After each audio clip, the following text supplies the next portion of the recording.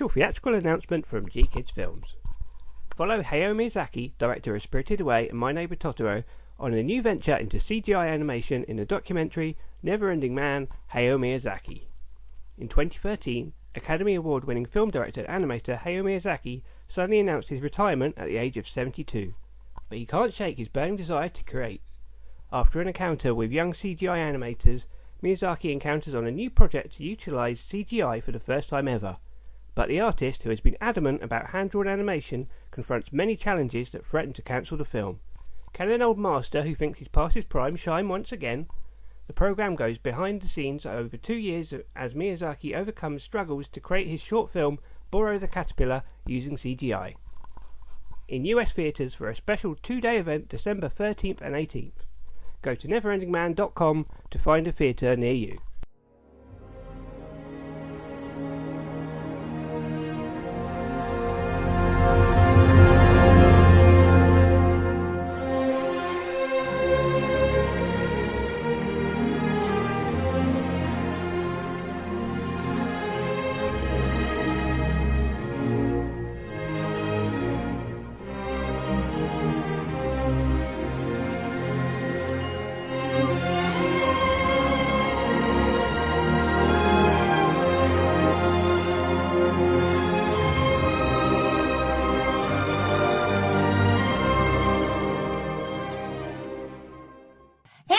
And welcome to this latest episode of the AFA podcast, the official podcast for animationforadults.com.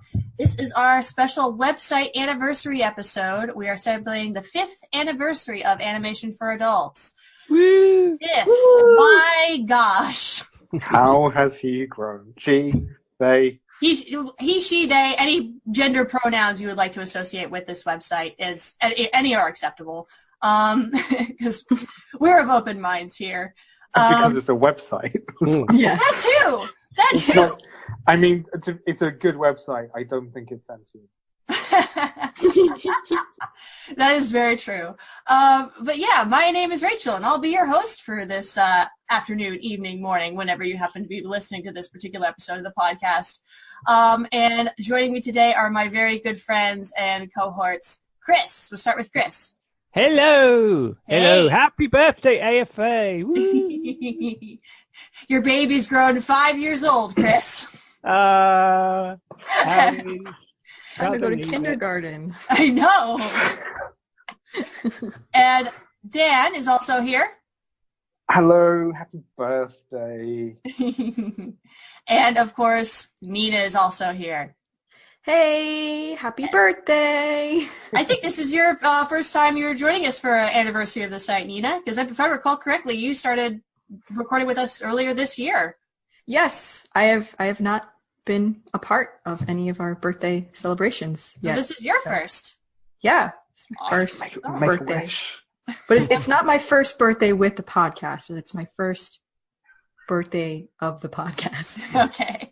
Yeah, that was, if our listeners might remember, that was our podcast birthday was back when we recorded our 100th episode. That was Akira. And if also people who follow us on social media might recall, there we had a voting list for films that we wanted to discuss for that 100th episode. Akira ended up winning, but there was a film that was the very close runner-up for the running for that particular episode discussion, and that is the movie that we'll be discussing today. That is Her Royal Highness Princess Mononoke is up for discussion today. So we're really super excited. This is a amazing film. It is considered by many to be one of Hayao Miyazaki's greatest works in terms of his films. So this is going to be a deep dive episode. So if you have not seen Princess Mononoke and you don't want to be spoiled on anything, this is not the episode of the podcast you want to listen to, because we are going to be talking in-depth spoilers, specific scenes, information about the movie in general that, if you want to know nothing about it, I highly suggest you go watch that movie first. It is well worth your time and money, or whatever streaming services it's on. I think there's Blu-rays out of it, now, I think, which you can find. We'll leave a link in the show notes if you want to buy it or rent it somewhere we'll make sure to leave those links in the show notes. But yeah, please do watch this film. If you are any type of animation fan and you have not seen Princess Mononoke, this is something you need to correct right now. Or if you're just a film person or just a person in general, you yes, should watch yes. If you are a human being, then you must watch this film. Yes. Because there is some very excellent commentary about man versus nature in here that is many consider that has not been topped since this film came out. So, but before we get too deep, let's just kind of go around. We normally start these discussions with our introductions to the films and like how we first came upon them, because that could play into our, personal views of the film. So best to get that out in the open. So let's start with Chris, since we'll go by introduction order. So Chris, we'll start with you. When did you first get a chance to watch Princess Mononoke? Well, I remember reading about it when it first came out. I remember, obviously it didn't come out in English for quite a long time, but I remember reading some magazine articles and everything, and looking at the images, the really iconic image of San with blood on her face in front of the wolf, and obviously you don't understand the significance of it until you see the film, but that's a really iconic image, and I remember that being something that I thought, oh, I really want to see this back then. And also I remember reading in just general film magazines, because it was such a big hit in Japan, and that's when Disney started taking notice and stuff, because the big thing was that it beat The Lost World when that came out. So I think that was it. Would that be about right? 97? Yep. Trying to remember. Yeah. Lost Okay. World was 97. And this actually, I think this movie, during the production, they shook hands with Disney, and they had the distribution deal with Disney. Right. Okay. Which meant at the time Miramax. Yeah. Right. Yeah. Yeah. But it wouldn't be quite a long time until I actually saw the film, which was, I guess, when it first came out on DVD in the US, and I imported the DVD. Oh, okay. Wow. So it was when I was first importing DVDs, when I was got my first DVD player, and you could just make it play American region DVDs just by putting in a code on the remote, and then suddenly you could buy all these DVDs from America that at that point would come out months before it was even in the cinema over here. You'd be like, oh, I'm going to watch Big John Malkovich before I know anyone can see it. And that was the first thing I imported, I think. But Princess Mononoke was one of the first things I saw, and it was that would have been one of the first. I think I'd seen just Totoro and Porco Rosso at that point. Okay. If you remember from my our Totoro episode, I watched that on a video recorded off TV, Right. sometime in the mid-90s or something. But then fast forward to, I don't know, when is it, 2000 and something, when I get the DVD, and I watched it, and I was blown away. And it instantly became one of my favourite films of all time, just because it was unlike anything much I'd seen at that point. Because it's very different from Totoro. It's very different from Porco Rosso. So it was wow, Miyazaki's got a whole other side. And yeah. That is for sure. So yeah, it's a very, very different film. So if you'd seen any other Miyazaki film up to this, and that's very much the same with my experience, but we'll get to that later. So Dan, we're going to go to you next. So cool. I was kind of I was aware of it for ages, kind of in the same way Chris was talking about. Just the imagery was there. I knew of it.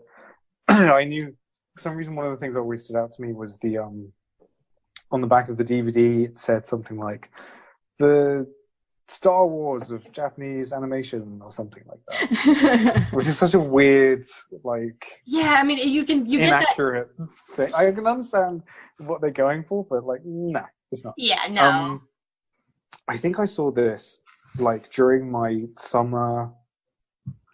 long summer of falling in love with Ghibli. Those summer nights. with those Ghibli films. Summer nights. It was summer 2008. I saw Ponyo. That was the first one, and then I think actually it was on Film 4, like late at night, which felt like a perfect time to watch it because Film 4 is a great channel for Ghibli movies. Like every Easter, it seems, and actually this summer they just screen Ghibli movies really often, and they screen like them dubs and subs. And I think I saw the sub late at night on Film 4. And I think that was the first time I saw it. And honestly, I found it quite impenetrable. And I was a little bit... it came off to me as actually, frankly, quite indulgent. And then what happened was I went to animation school. And I started drinking up like all of the making of documentaries I could. And one of the best making documentaries ever of an animated film is the one for Princess Mononoke, which I think has sadly since been taken down from YouTube, but you can find it. And it's like a 9-hour documentary about the making of Princess. Yeah. I used to watch this so much. Like, of the making of Princess Mononoke, pretty much from the start of production all the way up until the film's release. They filmed Miyazaki like a fly on the wall. Oh, Lord. And this documentary is just so... It's one of the best resources I would recommend to animation students, because it shows like the day-to-day of making an animated film. Like, you see him... They film like things that would only be really interesting to super nerds like me, like him selecting colors for a shadow and things like that. Oh, that's hardcore. And there are loads of amazing scenes where he's just animating something and it'll say something like, oh, Ashtika wouldn't run like this. The animator has fundamentally misunderstood the character. And even though this drawing is a beautiful drawing, it's wrong, because Ashika's running like a coward and he would run, like sort of leaning forwards a bit. Into the way. Anyway, so yeah, that was like my first experience watching it, and I didn't have time to rewatch it for this episode, but I rewatched it maybe about a year ago now, because I got the DVD, which is like a substantial upgrade from the DVD, because I think the DVD is from the North American Miramax. Hooray. That's I've got that original DVD. I've been meaning to upgrade. Sorry, Chris.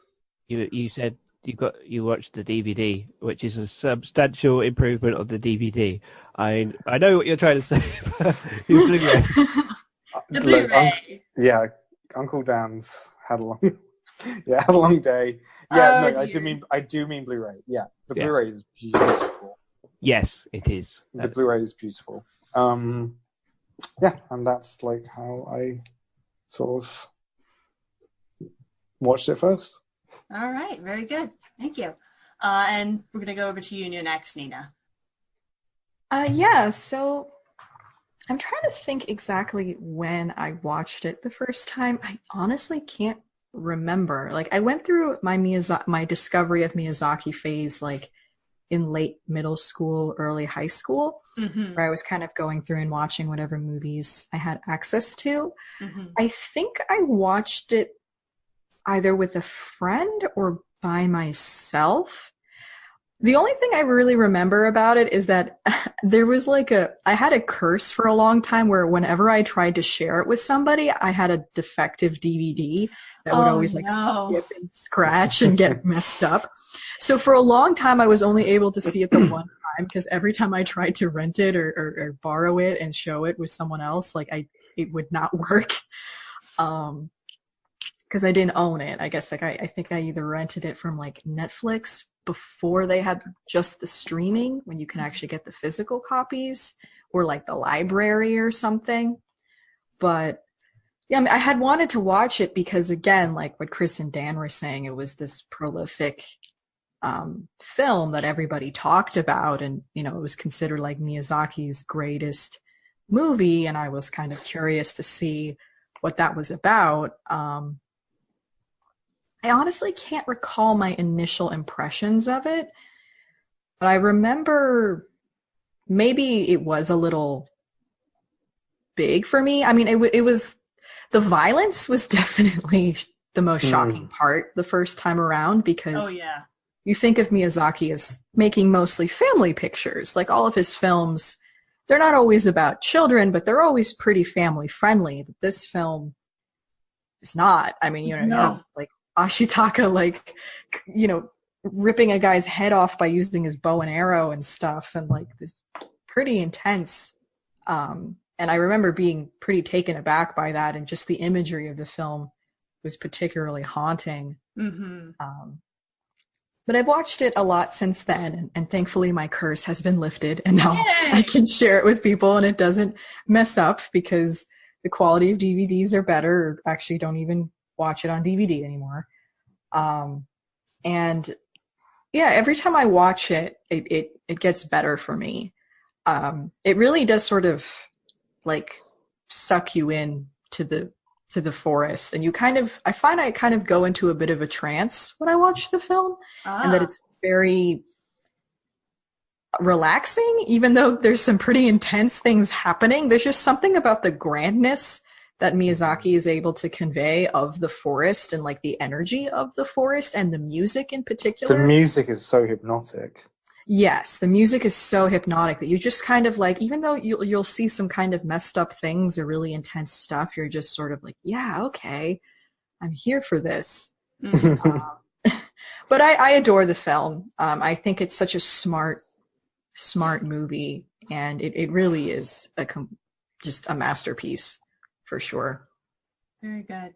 Yeah, I think I recall, because I think at the time I had seen I watched the movie the first time. I had already seen Totoro. I'd already seen Castle in the Sky. I'd also seen Spirited Away. I already had pretty much my initiation into Miyazaki's works and Ghibli, and I was already on board with whatever the studio was putting out, because pretty much everything, every film I had seen was better than the first. So I was really eager to see what would come out next.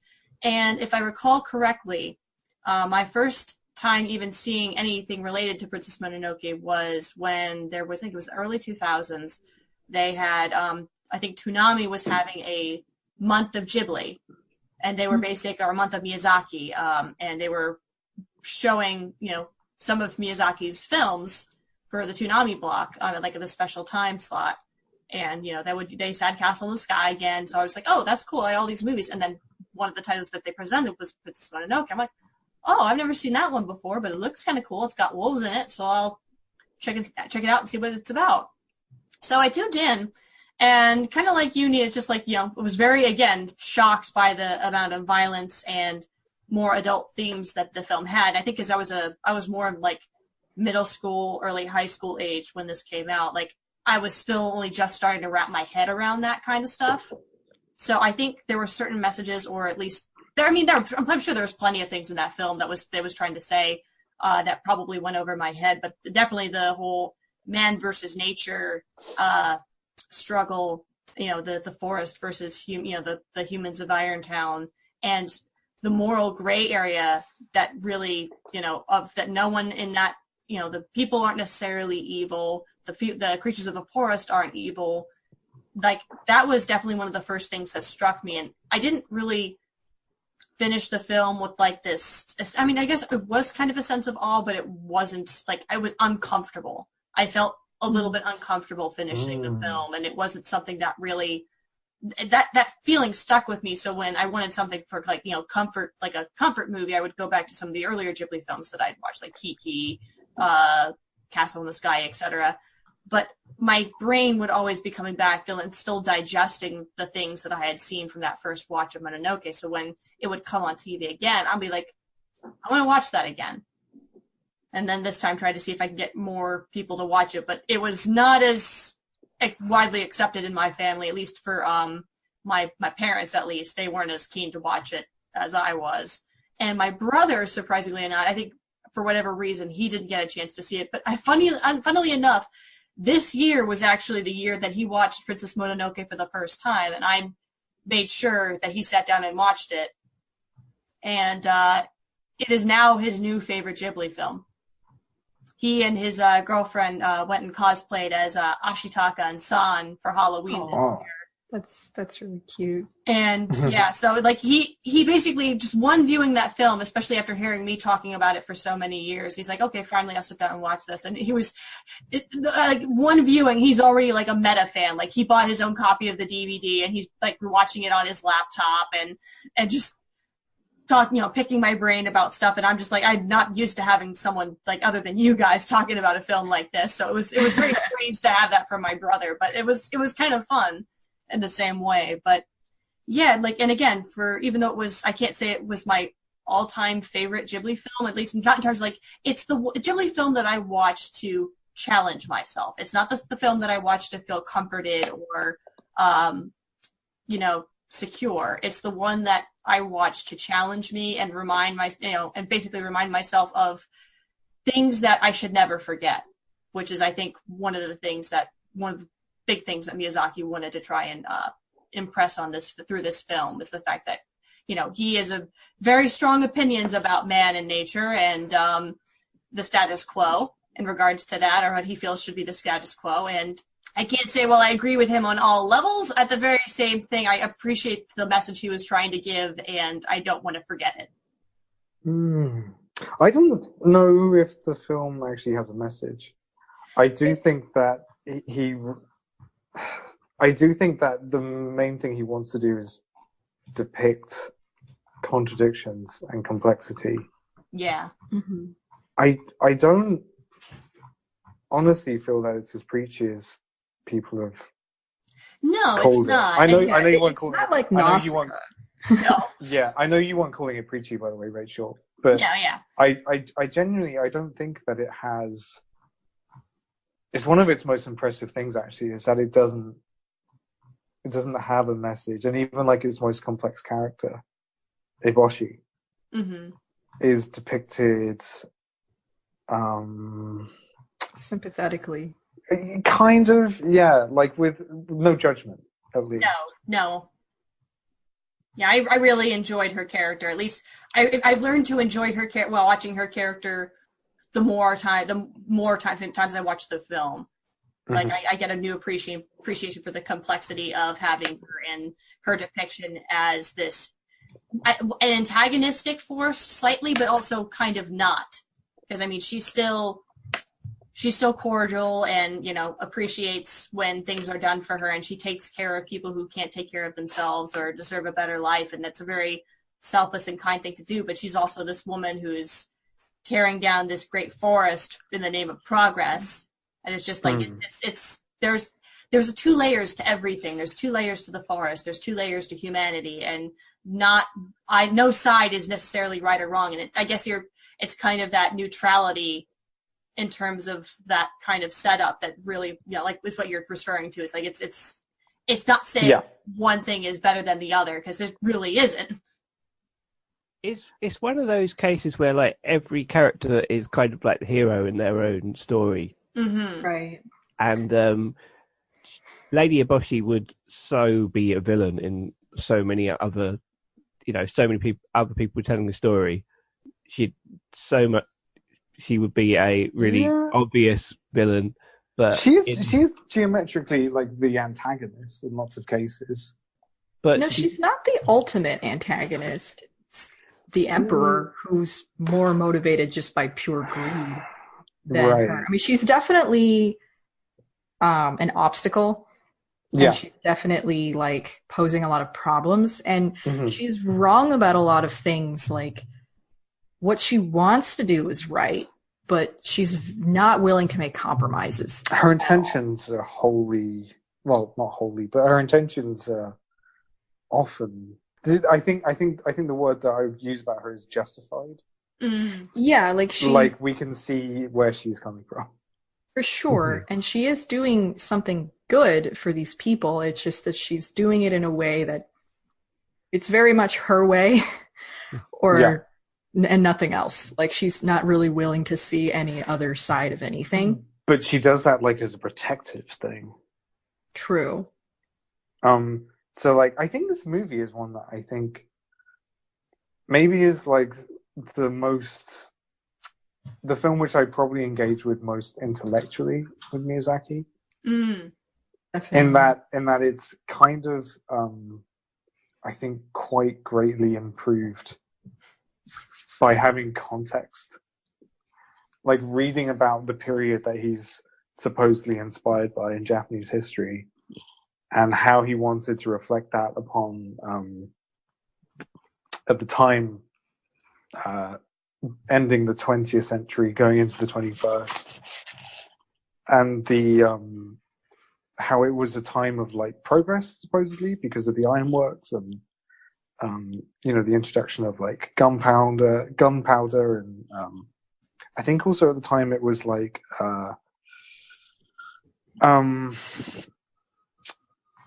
Chinese culture sort of started to reintegrate with Japanese society a little bit. So like there was a resurgence of Shinto, and there was a spread of Zen Buddhism, and also like contact with Jesuits. Okay.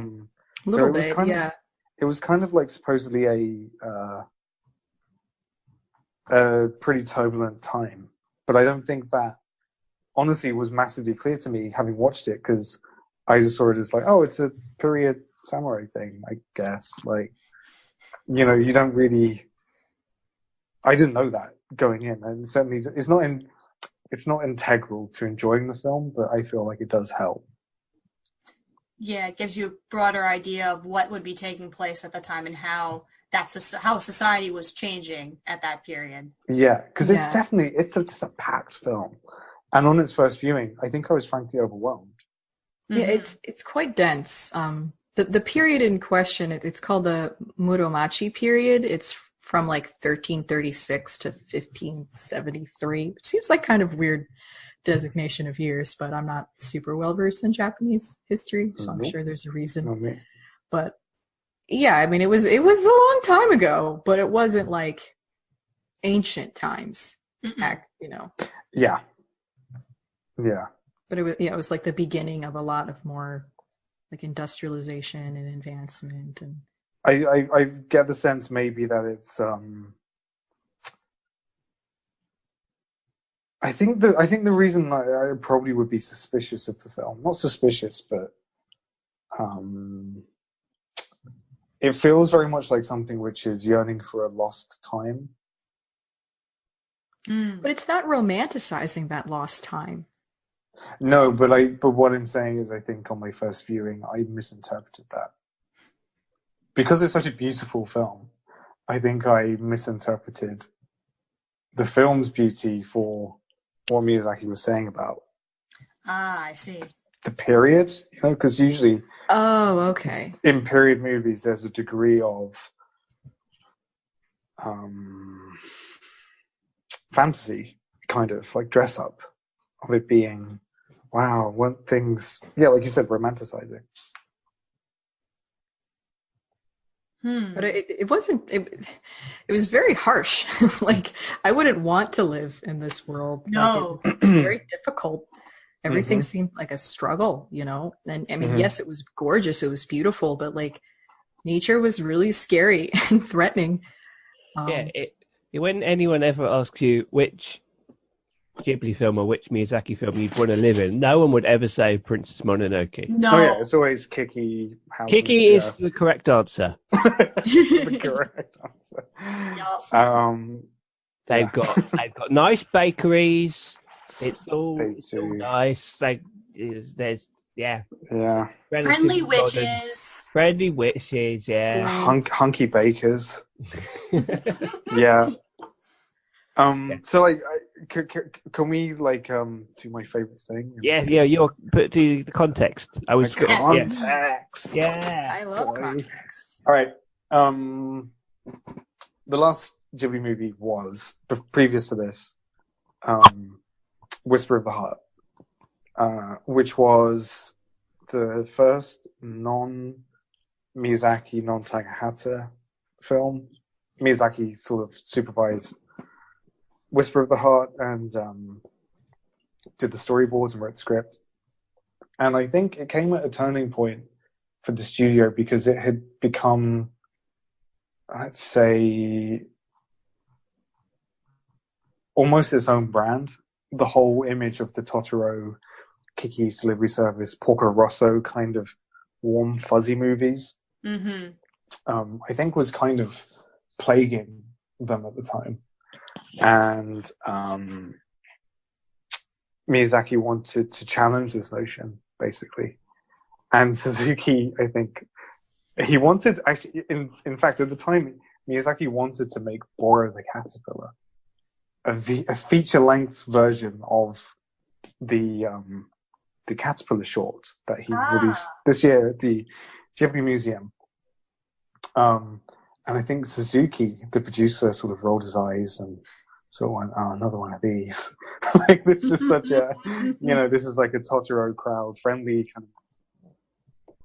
And I think he told him, like, look, you're getting on a bit in age. You want to make this action movie, I think you've got to make it now. And Miyazaki saw that as a challenge. And the film was basically a risk because, like we were saying earlier, the violence was used heavily in the advertising campaign, and it was really used as it was advertised as a real departure for the studio and a risk, in terms of like potentially alienating the family audience. It was also colossally expensive. Well, this is the other thing. It was, it was I think it was the Ghibli movie that up until that point, like, used the most drawings, the most in between animation. It was just in terms of sheer volume of work, it was, up there. It had three art directors, where usually there would just be one. Each art director sort of did a different section of the movie, like a different area. Like, one person just did the forest, another person did the plains, another person did the Iron Town. And whatever. What else about this movie? It was Am I correct in that this was still during the period when Miyazaki was literally looking at every single frame for mistakes? Oh, well, I think he does that still to this day. Because I knew that he used to do it for all of his films, but I was under the impression that he was looking at less of them now that he's getting a bit older. But what you're referring to is like kind of translated as animation director. Essentially, It's the person who is in charge of all of the key animation. The way they do it at Ghibli is all the key animation is checked by one person, sometimes two or three. In this case, it was checked by Miyazaki and Masashi Ando, who was also the animation director on Spirited Away. But Miyazaki was in the making of the documentary. You can see him redrawing a whole bunch of scenes, animating a whole bunch himself. He's very hands-on, basically. Yeah, I think it's kind of exaggerated sometimes or mistranslated. Like, he's not actually drawing every frame or anything like that. Oh no, I'm not saying he's drawing every frame, but he's going over every frame and fixing everything that he sees a mistake in by himself. Oh, definitely. Yeah, definitely. He has just this. It reminds me actually of what people used to say about Milk Cole. Milk Cole used to run around Disney saying, "None of you bastards can draw." And I think one day someone retorted at him, "Actually, just none of us can draw like you." And I think it's like a stylistic thing, actually, more so than an excellence thing or anything like that. Oh yeah, I'm sure. He's just a perfectionist. Yeah, it's fussiness and I think frustration about getting things across. But yeah, it was also actually technologically important for Ghibli. It was the first film where they used any 3D processing there are a few scenes where they added depth by making the backgrounds in 3D. Like pushing the camera through scenes and things. And it's also the last Ghibli movie to be colored on acetate, cells. Yeah. I think about half of the film was made on cells and the rest was digitally colored. I think it was like a romantic thing, basically, because Disney gave up on traditional ink and paint like in the early 90s. So, Ghibli and Japanese animation stuck their heels in the ground for a bit longer. They certainly did. There. Yeah, and I think that's kind of like all the stuff that's important, like going into the movie to know. I feel. One thing I thought was interesting reading his planning memo. He writes these like project proposals for each movie, and for Princess Mononoke, Miyazaki wrote, in this film, the usual characters in period dramas, samurai warriors, lords, peasants, will hardly make an appearance. When they do, they'll only have bit parts. The main characters are humans who don't show themselves on history's center stage and rampaging mountain gods. So he was kind of saying, like to himself at the start, like, okay, this kind of is a samurai movie, but almost actually like a Kurosawa film, like The Hidden Fortress or something. Okay. He's going to focus on the people who are usually not center stage. Right. Like Ashtika. Yeah, that's the production context. Does anyone else want to try and give a introduction to the story? Sure. It's definitely like the densest story I think that Miyazaki has ever filmed. If you go through it step by step, I mean, it doesn't sound too difficult. So we start off in it's a Emishi village. Emishi, they are an ancient people from mainland Japan, or from main Japan, like one of the older tribes of people before like what we think of as like modern day Japanese people. So we start in this village and we're introduced to Ashitaka, and he's the prince. And one day the village is attacked by this boar, this really giant boar that it looks very upsetting. It's a demon boar, and it's attacking the village. And because he's the prince, he defends his town. But in the process, he gets infected by this demon disease, and he has to be disowned by the village because it's going to kill him. And he has to go on a journey to see if he can cure himself and see with eyes unclouded by hate, because the boar used to be a god, but it was corrupted into becoming a demon. And so he's trying to figure out what happened because it was shot with an iron bullet. So he's going through the forest. He encounters some creatures, and he encounters this kind of skeevy guy. And he eventually happens upon Iron Town, which is a town in the middle of the forest that's run by this really cool woman named Lady Eboshi, who employs lepers and former prostitutes to mine the iron in the valley and just create a livelihood for her people. But meanwhile, the gods of the forest, which are like these gigantic animals, there's big boars and monkeys and wolves, obviously, don't like Lady Eboshi because she's, tearing up the forest and trying to kill them in order to get her resources that she wants. So they're fighting, and Ashitaka is not a big fan of the fighting and decides that it's going to be his mission to try to find peace between this while also trying to figure out how to save his life because he is dying. We meet San, who is the sort of titular Princess Mononoke. She's a human who was raised by the god wolves. She hates humans. She doesn't think she is one. She wants to kill Eboshi. There's fighting. Ashitaka falls in love with her. She eventually falls in love with him. So there's also this spirit of the forest, which is this really majestic and also sort of very intimidating deer-like spirit. And it giveth and it taketh away. You know, it gives life and it takes life, and it's Ashitaka is hoping that it can cure him, but unfortunately it can't. Meanwhile, that skeevy guy that Ashitaka met before is actually working for the Emperor, and he was hired to get the head of the spirit of the forest, and he's working with Eboshi to do that. She wants to do that because that'll be convenient for her, because then she won't have to deal with all these forest creatures anymore. Obviously, Ashitaka is very much not into that because he's trying to be like this mediator between humanity and nature. San isn't into it either.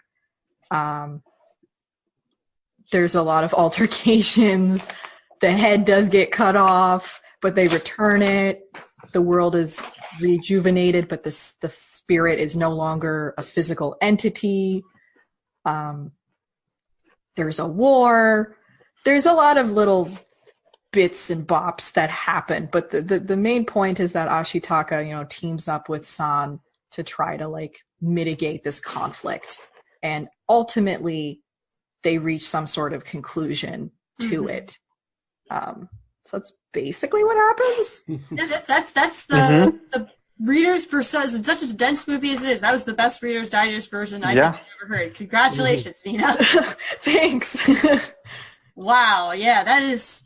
Yeah, because I mean that's one of the things I love about the film so much is that idea of the fact that we have our protagonist in this film is that mediator. We have an opportunity to see the good and the not so good about both sides and how they're both, again, eyes unclouded by hate. Both of these sides have wronged each other, and so they are very stubborn when it comes to dealing with the other side and are not really willing to listen anymore about mitigating or stopping any more conflict because they're well past that point.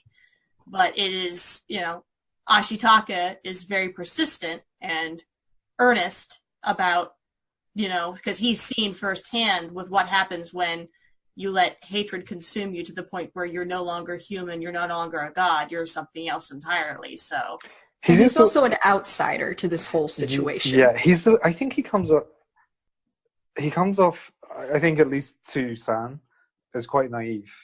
Yeah. About the wrongs that humans have done in this area. Why he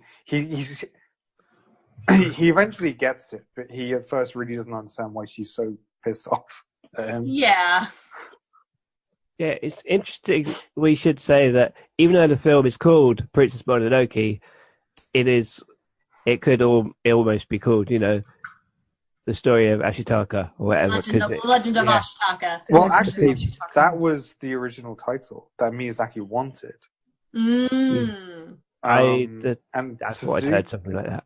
Yeah, and apparently Suzuki, like at a conference, just announced it as Princess Mononoke because he thought it was a better name. And Miyazaki apparently had to go with it. Yeah, it was a name that the word Mononoke, by the way, it means like a spirit or monster, or like supernatural being. Yeah, I think when I first read about it, it was translated as, this new film, and it's come out in Japan, called Princess Ghost. Right. It's a very different movie. Yeah. But, you don't even see the titular character for about, 20 minutes. Yeah. And when you just get, you get that really iconic shot, and that's the first time you see her. And then, you don't even get to see her properly. It's so powerful, though. Yeah. She's like sucking blood out of one of these giant wolves. Yeah. Yeah, who got shot in the shoulder. Yeah, and she sort of turns around, looks Ashitaka like dead in the eye, spits out blood from the side of her mouth. Like a lot of blood. It's like a stream. Stands up, wipes her mouth, and just like hops on and rides out. And Ashika's like, he tries to say like, "Oh, I'm Ashika. I've come from the east," and she's just like, "Yeah, whatever, mate. Bye." Yeah. I mean, there's a reason why she's on the poster. Basically, she's like, "Get out." It's like, nice to meet you. Get out. Yeah. Basically, was the. But he's still kind of like naive at that point. He's still like very sort of, oh well, I'll go and find the spirit, and he thinks the spirits can only be like a nice thing, really. I mean, he grew up in a very tiny village of sort of isolated from the rest of Japan purposefully to protect itself because they're like this, persecuted people. So like he doesn't really know. And he's young. Else. It's a very typical like coming of age story where he is forced. He is banished in the sense because of his illness. His infection from this thing. But it's oh, sorry. Can we just go back to the start of the movie? Yeah, sure. Yes. Yeah, let's go. I think this is possibly one of my favorite like Miyazaki opening sequences because it just cuts the chase. Like it has like a nice little title card, but within like a minute you're into this incredible action scene, which is like unlike anything Miyazaki had in his movies up until that point. It was I guess maybe with the exception of like the dogfights in Porco Rosso, which was his film previous to this. Mm-hmm. But and it's just before, like it's unlike anything anybody's ever seen at that point, and I hadn't seen anything like it before. I'd seen the film. It kind of looks like design-wise, it's sort of it's very graphic. It's got this it's like it's crawling with worms. But they're like blood worms. Yeah. It was really freaky to look at. Yeah, so creepy. But it leaves these trails which are all like swirly. It looks like and the grass dies as it passes over. Like you notice like the grass around its feet just like reddens and blackens, and it's just like, because I'll tell you what, as far as my watching Japanese anime at that point, I had gotten well into like stuff like Rumiko Takahashi's Inuyasha watching like that, and having that be my like kind of idea of like, at least I know that was a different period of Japanese history, but like I kind of sort of recognized it in the same way. But then it's like, oh, this is what the demon looks like in this film. I'm like, oh my god, this is like 1,000 times scarier than anything else I've seen on that show. Like, and 1,000 times, 1,000,000 times more terrifying than anything I've ever seen. And it was just it gets you. He wanted to depict like rage, like pure, like unhinged rage. Mm-hmm. And that's what comes across, like the I'll say he succeeded. Yeah, for sure. Yeah. I mean, and actually, I think in that this creature. I think in that first scene was the first use of CG. That's what it felt like when I was watching. Like, I mean, I could be convinced that some of that was hand painted. The shot, something about it that just seemed unnatural.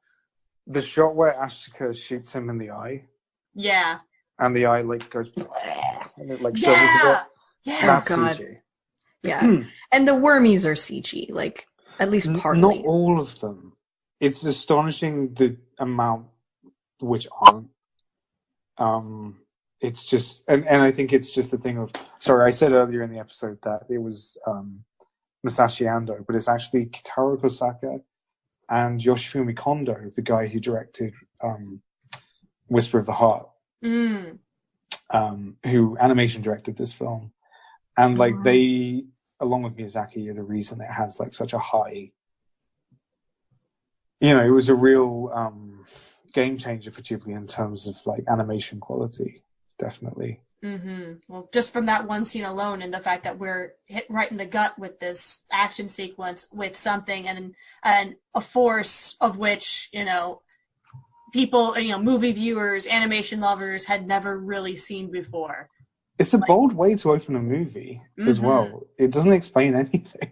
No, you're just like, okay, here's some people, and then this horrifying monster shows up, and it's like, what is happening? That seems to kill everything it touches. It curses this young man's arm. That forces him to be banished from his village later on. It's just like, whoa, this is. You immediately get the sense like, okay, this movie is not messing around. you have to sit up and pay attention. Yeah. But that feels like actually because like coming of age, where he's sort of told by the elders that were in the village, like, well, his life, it's kind of you gotta go. It's literally bit you on the arm, you know. You gotta leave home, mate. Like, he didn't even know what he was up against. He just saw a scary monster and was like, that's not supposed to be there. I should do something about it. But that's also like quite Miyazaki. I feel like he's sort of earnest in his sort of, well, everyone get back to the village. There's a scary thing. I'll sort it out. No, and then he has to, cut off his top knot, and it was a tragedy for his people because he was the prince, and there like very few of them left. He leaves his fiancée behind, or his sister. No, it's a mistranslation. Oh my god! Because sister. It's because it's actually a small village, so they would call everyone brother, sister. That makes. She's actually his, because she gives him a little the crystal dagger. The crystal dagger. Yeah, it was kind of like like a hasty dowry, I think, on her part. Oh my god! Now that makes way more sense that they were engaged than a sister. Why did they change it? Because they were too young? I don't think it was well, maybe, but I don't think it was so much a change as like the film is dense, so there are all sorts of nuances that are going to be lost. And I didn't know that until, reading and watching that documentary about the movie. And there are so many things about the movie, and this is kind of its joy, in a way, which just go unexplained. Mm-hmm. And I mean, you kind of have to figure out what's going on from context. And even better in terms of that particular context of the fact that that was, someone he was supposed to marry, and that was supposed to be kind of like they said dowry or engagement thing. Later on in the film, that makes so much more sense now. Yeah, when he gives it to San. Yes. So, yes. Yeah. So I was just like, okay, now that... Okay. Nina, I think we both have a new appreciation for this film that we didn't have before. Yeah, a little bit. I had no idea, because even in the subtitled versions, they don't say that. So I think it's because it's probably because they use the word brother sister, but it's a dense movie, and it's also like, I think it's also Miyazaki's most Japanese movie. I feel like yeah, I think so. Being not versed, this is kind of what I meant by the context helping, like not being versed in Japanese history or culture. It's a very foreign film. Yes, very much so. And there are all sorts of little customs to catch up on, I think, a little bit. I would say more so even than like Spirited Away, because at least Spirited Away, like the main character, she's from the modern era, so like you can have that. But like here, it's like, like hundreds of years ago. So there are all sorts of little things like the diseased people. The lepers. Yeah, being made like pariahs from the village. Mm-hmm. From civilization, as it were. Apparently, like that's a very prominent thing in Japanese history about diseased people sort of being treated like like cursed, basically. Yeah, I mean, I feel like that's a little universal though, like especially leprosy. Oh yeah. Yeah, around that time, definitely. Definitely, it was like, like God has forsaken you or something. So yeah, where were we in terms of discussing? So we've had our action sequence with the boar, demon, and Ashitaka is banished from his village. He leaves, and he's now basically on his cool quest. Little deer. Road trip. And the music's... You're cool. You're cool. Sorry, Chris? I said road trip. Road trip. Well, I was about to say, that was when the movie just has this grand swell of music in it. Yeah, road trip. You're right. Yeah, but he's just wandering about. Takes a bath, It is Journey to Hogwarts, yeah. on the back of this giant red elk that is just probably, in terms of strange creatures that I've seen in Miyazaki's films, is definitely my favorite. It's weirdly realistic. I had to stop, honestly, I think the first time I watched the movie, I had to stop myself and go, do those things exist? Somewhere? I know, right? Like in Canada or something? Or in Russia somewhere? Like, it feels like a very believable animal. Yeah, like it feels so real. Like, Mm-hmm.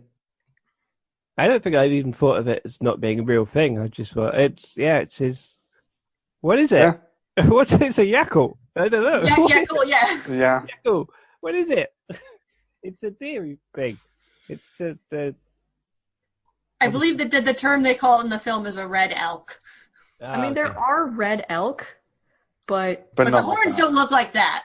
It's like the raccoon tanuki thing. They do look kind of swirly, but you know, it's definitely more embellished. And there's an African deer as well, which reminds me of them. I think they're called oryxes. Oryx, yeah. You're not far off, but they're a little more stouter and short-legged than something like Yakul. But I think there was probably some inspiration from that, perhaps, in the creation of that. But yeah, that was.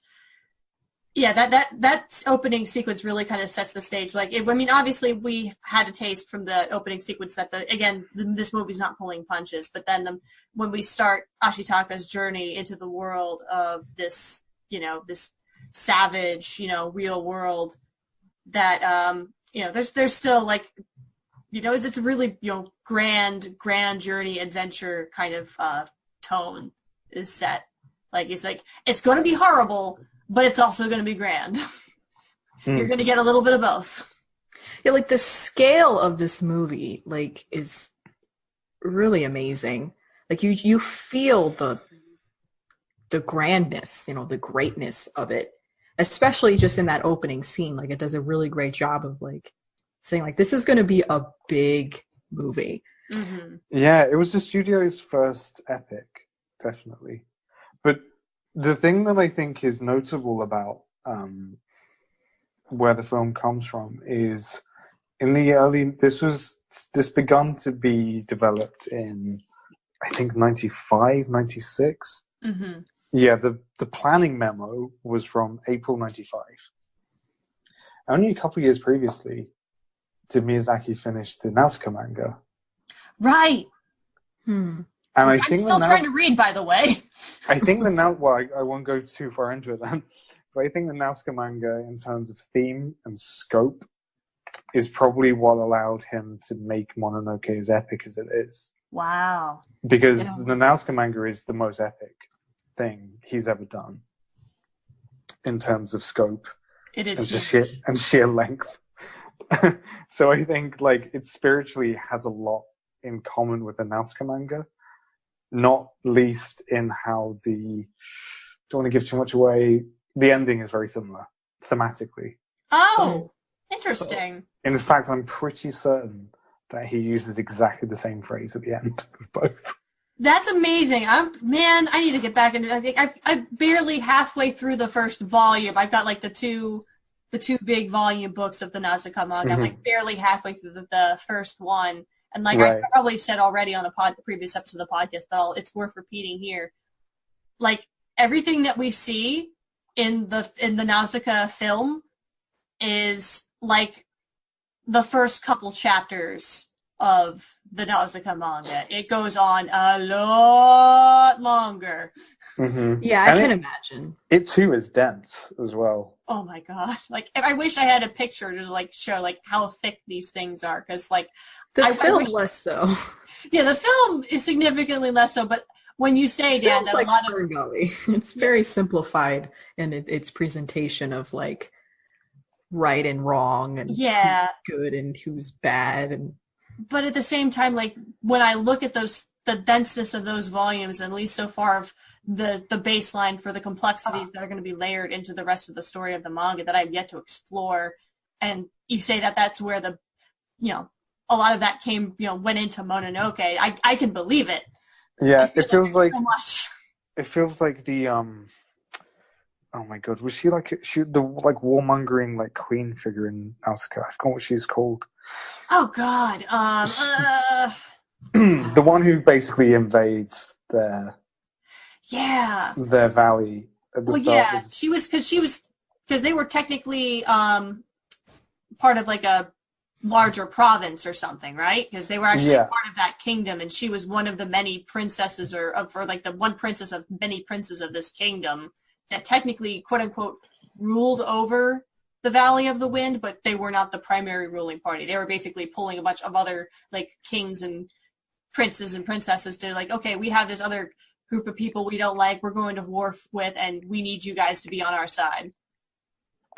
Yeah, Pretty much. Well, not to get too far into Nausicaa. Yeah, because we're going to talk about MONONOKE, because I just feel like that. I feel like that character is like a prototype for Eboshi.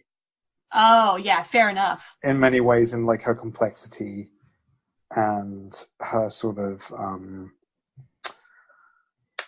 like self-assuredness and like contradictions where you sort of, well, she's kind of a villain because she's done these heinous things, but she's also, I like her for some reason. Well, yeah, the reason why, and at least from what I've gleaned so far, she's a mother to her men.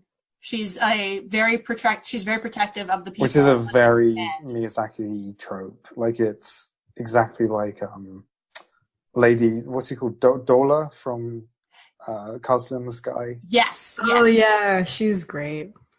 She's but I guess Eboshi is like the most realistic depiction of what that means. Yes. I do feel like there were. I was actually going to bring up Nausicaa at some point, because I think if you have seen Nausicaa, then Prince Mononoke doesn't seem as completely out of left field for Miyazaki. If you've just seen, say, Totoro and maybe Ponyo or something, and then you watch this and you're like, what? Well, I mean, even Totoro and Ponyo dealt with themes of nature and mankind. I mean, that's like... The themes were there, but not the presentation. Yeah. Right, the presentation. Yeah. But Nausicaa's got similarities in that sense. And also, I feel like Nausicaa herself is a bit like Sam and stuff like that. There's similarities. Oh yeah, in a way, and the fact that she's more tied to the creatures of the forest than she is humanity. But that's but she's more flawed than Nausicaa, at least in the film. Yes. But there's there isn't sort of a Ashitaka figure there in so much, or is there? It's not there's not. Is there a male? Yeah. There is, but he's rubbish. Yeah. He's literally there to make Nausicaa look good. Oh, cool. I know who you're talking about. Not that she needs it. Like, she's already like a saint. Oh yeah, the other. I think I know which character you're talking about, but yeah. Yeah, I can't remember what he's called. He looks like a really, like, watching the anime now. He looks like a very Asbel, I think was his name. Asbel, right? I think. Asbo. Asbel. I might be confusing him with the character that I remember playing from a Tales of game, because that sounds like a very Star Ocean-y name. I know, right? Yeah. It's okay. So he goes and he meets Lady Eboshi in Irontown because he rescues like one of her men basically in the forest. Yeah, you see them have a big fight with a bunch of the wolves on the edge of a cliff. And they're trying to shoot them, and a bunch of people go over the edge. And they go, cows as well. It's really upsetting. All the ball. And they go, and Bushy's like, leave them. They're gone. Look after the people who are alive. Oxen. It's not ball. Yeah. Oxen, yeah. Yeah. And he saves them and brings them back to the town. And then they welcome him with open arms and like... And we really tour. We get a really good feeling of this town because like the women of the town are like very lively and very fun, and they're like very joking thirsty. Joking about like a useless husband, like, but also being like, oh, so worried about you. They are thirsty girls, aren't they? I mean, Ashitaka is like very, very handsome. Like, no, he is, but I they keep are. telling him the whole time. They're definitely. I wouldn't use this word unless I was certain. They're very much a pack of women. Yeah, no, you're totally correct. but they're the best. They are. Actually, interestingly enough, that was a contention for realism when developing the story. Oh, really? Miyazaki really wanted this group of women who were basically the breadwinners, essentially, like in the, they were the reason like the village kept going. Mm-hmm. And I think it's like there's a very strong continuity from the women in Porco Rosso who all build the plane. Mm-hmm. In here, and the point of contention was basically Suzuki, his producer, said to Miyazaki, like, this Muromachi period, it's a lovely idea, mate, but I don't think you'd have all women, running this ironworks. And he said, all right then, it's fantasy. Like, just like that. It was kind of more important to him depicting the community that he wanted to depict than it being strictly historically accurate.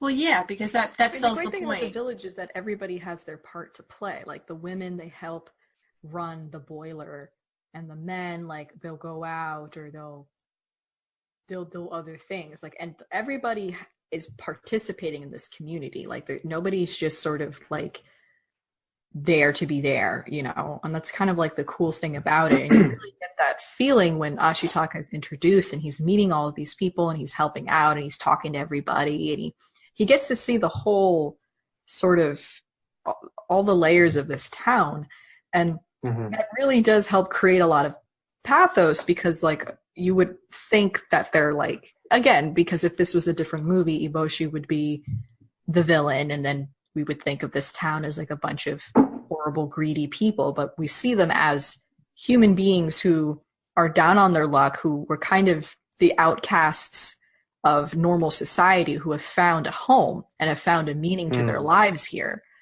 Yeah, and it's the scene immediately after meeting the women that Eboshi shows Ashitaka the sort of leper hut that she has. Mm-hmm. Yeah, where they're actually making the weapons. Yeah, well, she's been the only one to take them seriously. Yeah. The women, they used to be from brothels. They didn't have ownership over their own lives, but now I think Eboshi herself actually was as well. That would make a lot of sense. I think that's heavily implied. And I feel like at one point, I cannot remember if this is in the documentary or the movie, because I've seen that documentary so much. She had like many, many past husbands apparently, and I don't know exactly what husband means in that sense, but interesting. Yeah, apparently she's a man-eater, which isn't surprising. No, not entirely surprising, for sure. Yeah, I can't imagine her not outliving anyone she's with. It's that Eddie Izzard thing, isn't it? Boom, boom, boom. I'm a gran, I live forever.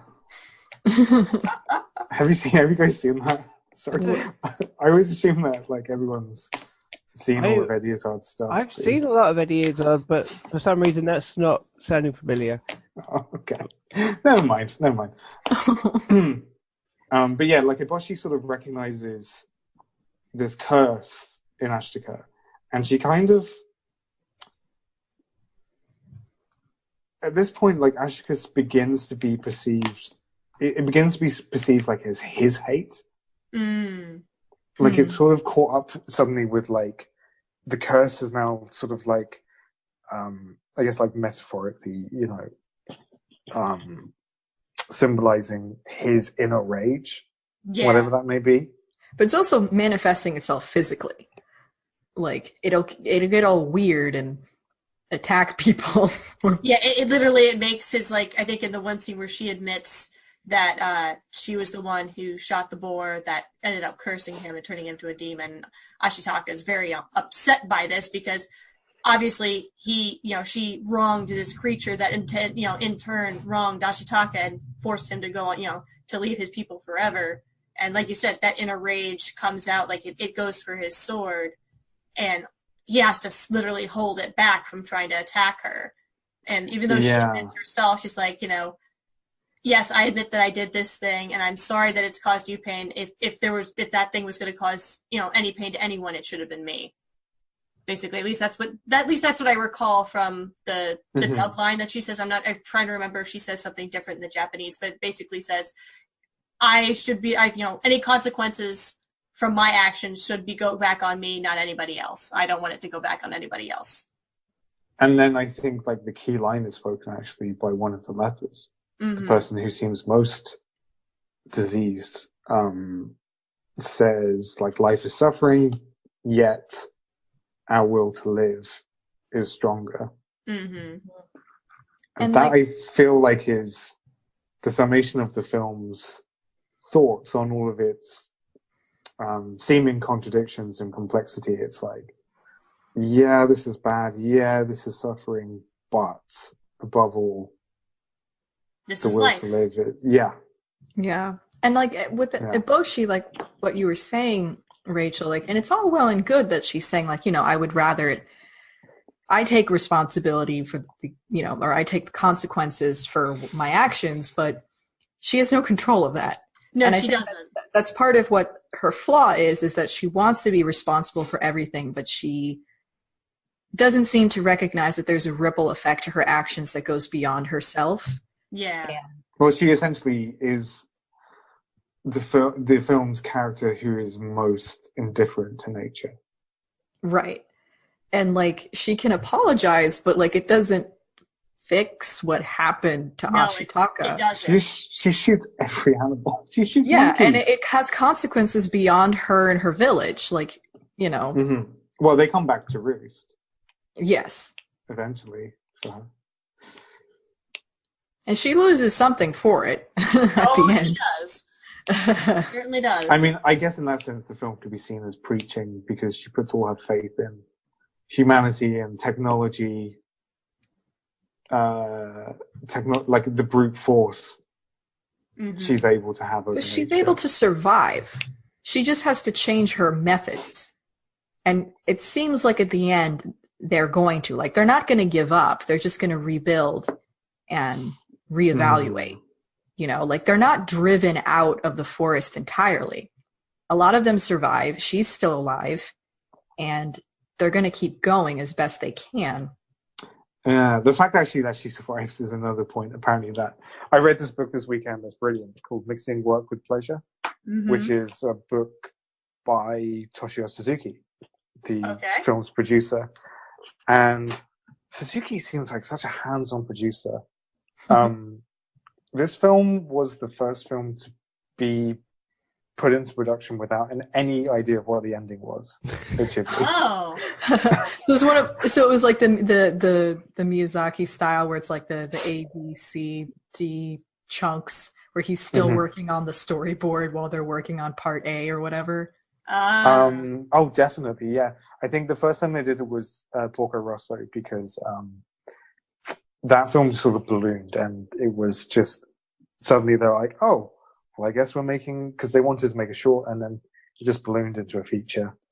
But yeah, Mononoke was the first one where they went in saying, yeah, we don't know what the end's going to be, but let's, like you said, let's start making the first chunk and we'll figure it out. And actually in the making of documentary, you can see Miyazaki go through all the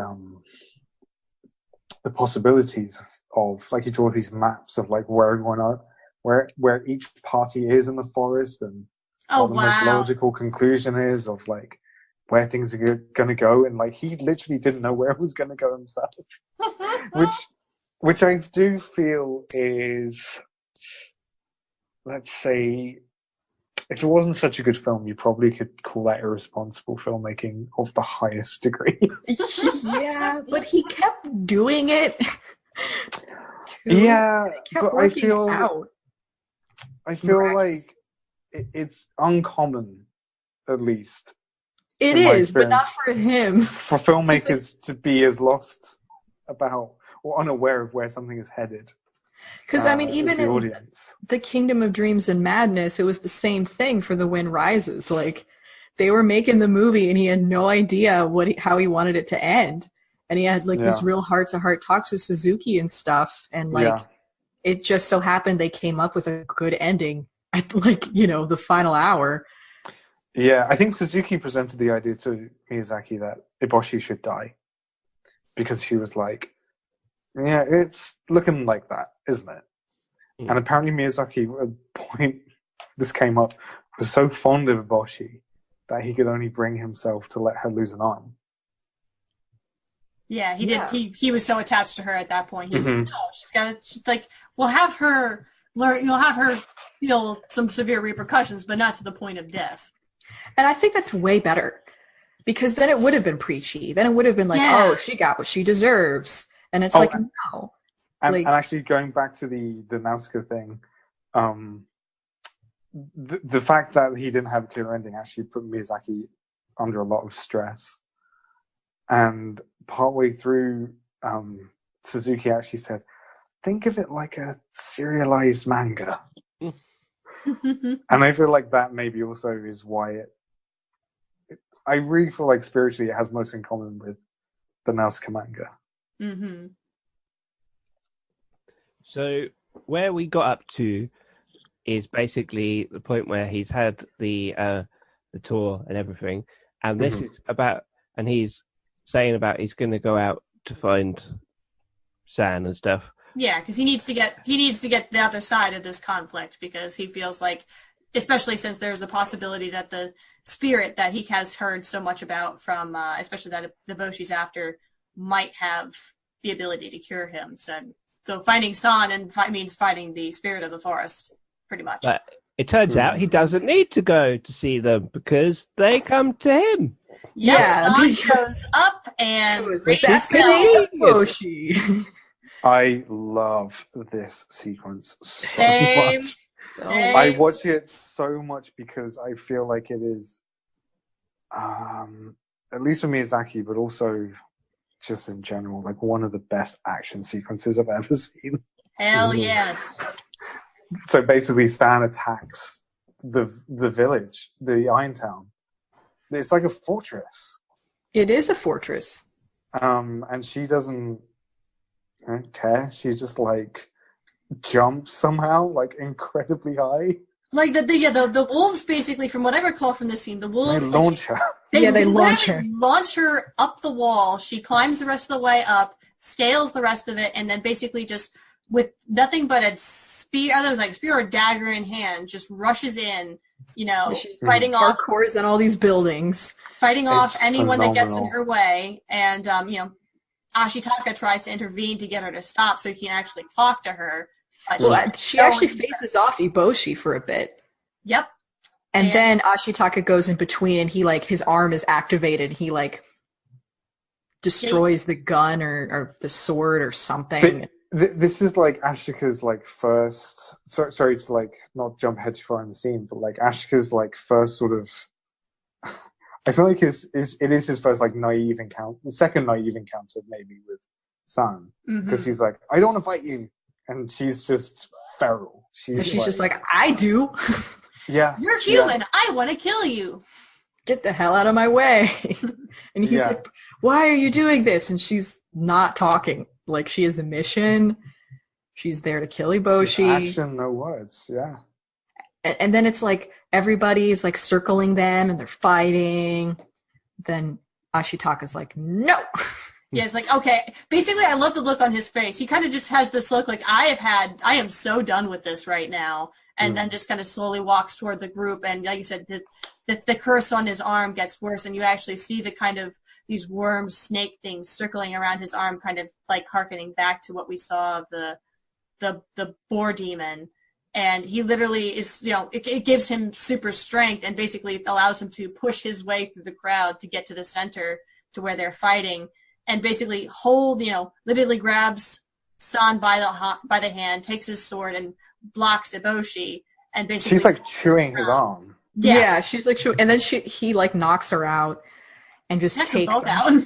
And he's he knocks both of them out, and then he's like, here's Eboshi, I didn't hurt her. She'll be fine. And he's like, I'm leaving with San. And they're like, what? Okay. He was dumbfounded. And then he lifts up the gate with his arm. He gets shot in the chest prior to that because at least one lady is not so cool with that and literally accidentally that's right. him in the chest. And he lifts up that entire wooden door while having a hole through his chest and carrying this unconscious wolf girl. Yeah, and then he leaves. Ashitaka's BA, all right? A little bit. He's what, sorry? He's badass, BA. Oh, okay. Thanks for explaining that to Granddad. You're a dad, Dan. And then he passes out. It's really funny. Like, just as she's waking up, he's like passing out from the blood loss. And she's all like, "Rawr, why did you do that? I hate you." And he's like, "You're human, you're gross and disgusting." Beautiful. I remember when watching this, like, when I was a bit younger, really liking the oh god, what would you call it? Like, the physics of blood, like, being a thing. Like, it's kind of a weirdly logical thing that just wouldn't be a part of even, like, American adventure movies. No, not that much blood. No. This is a very gory movie. Like, not without gory, but not actually being like, well, like, this ain't like Hellsing or like some other kind of like where it's like, not gratuitous, and the No. violence Like is never used as entertainment. No. The violence is only ever brought out when he needs to, like, say, this is ugly behavior. Mm-hmm. Right. Or true hatred. Mm-hmm. But the sword fighting is BA. Yes. Yes. Definitely. You are correct, sir. There are some great scenes in the making of, which you just gotta watch, where he's, like, doing these things and he's animating the sword fight between San and Eboshi in the scene we were just talking about. And Miyazaki's like, okay, well, there's, like, this has to be blindingly fast. And he just, like, draws this one slash across the page. And he's like, okay, most of this frame, like, 24 frames a second, this one frame is gonna be just this flash of, like, this blade. And it's really, it's why I think the animation is entertaining to watch in itself, because it's very I wouldn't use this word unless I knew exactly what I meant. It's a manga film.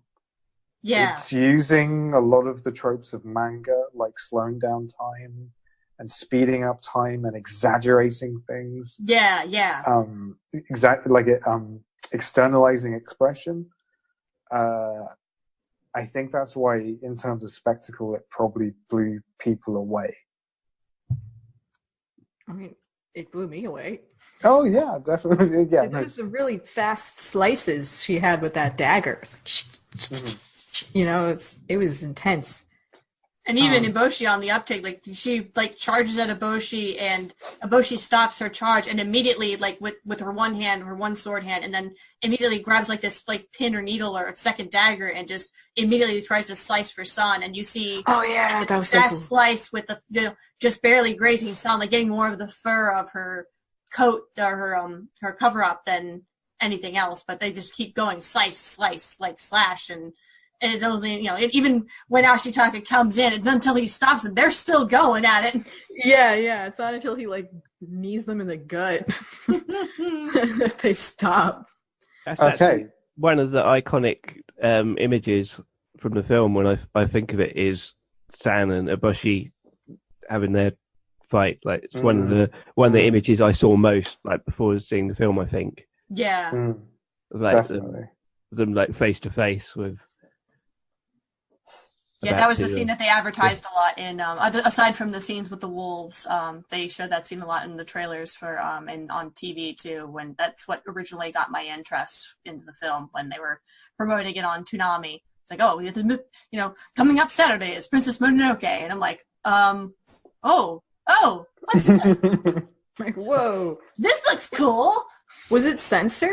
I was going to say, was it Tsunami like or was it Adult Swim? No, it was Toonami, all right. They had the month of Miyazaki. This was back after I moved it back to the U.S. And they must have censored it. Yeah, some of it. I mean, I remember seeing the bits with the blood when Ashitaka got shot through the chest. That was in there. I don't know. I think because of the fact that they had this as a month of Miyazaki, I wasn't sure they had it on, like, this was definitely not daytime television. This was more in the evening, but not like super late evening. I was really surprised actually earlier this summer. Film 4 showed the movie like at 11 o'clock in the morning. Oh, wow. Completely uncut. Yeah. Like, because it's technically, I think it's a PG. Yeah, it is. So they were like, yeah, it's PG. I guess it's probably fine. Like, Toy Story's a PG. But like, it was all the decapitation and the arm ripping off scene. Speaking of cuts, there's a pretty famous I was waiting for the story to come up about this film. So. And this story is even more delicious with in retrospect, more delicious. So when Nausicaa in the Valley of the Wind came out, it was cut to pieces, and the cover art was like a completely different thing, and it was like a whole mess. And after that whole fiasco, Miyazaki and Ghibli and Suzuki and everybody were like, we are not ever releasing our films unless they are uncut and unaltered. Mm-hmm. But when it came time for this movie to get released, Disney Company acquired the rights. Of course, they did it through Miramax because you with all that blood, you can't have Walt Disney and then blood. Nah. Although now it's been released, isn't it? Just through the last time it was released. I mean, it's more recent. It's been released under G Kids, I think. But the same thing happened with The Wind Rises. It was originally touched on. Yeah, and then Disney. Yeah. Right. So, the story goes that, Miyazaki met with Harvey Weinstein, who was the chairman of Miramax at the time. Mm-hmm. And he had demanded that edits be made because, it's very violent, whatever. Well, also, Weinstein was known as Harvey Scissorhands. Harvey Scissorhands. Yeah, I mean, in the big scheme of things, it wasn't anywhere close to the worst things he'd done, but he was known. Right. He was known for editing foreign films and he was known actually for being an arsehole about it as well. Like, I went to a screening. Oh, really? I wouldn't have thought. I went to a screening. What a shocker! I went to a screening once of a movie at the London Film Festival, which was, they always have like a secret movie. Mm-hmm.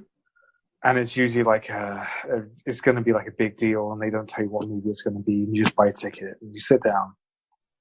And we sat down, and it turned out the movie was going to be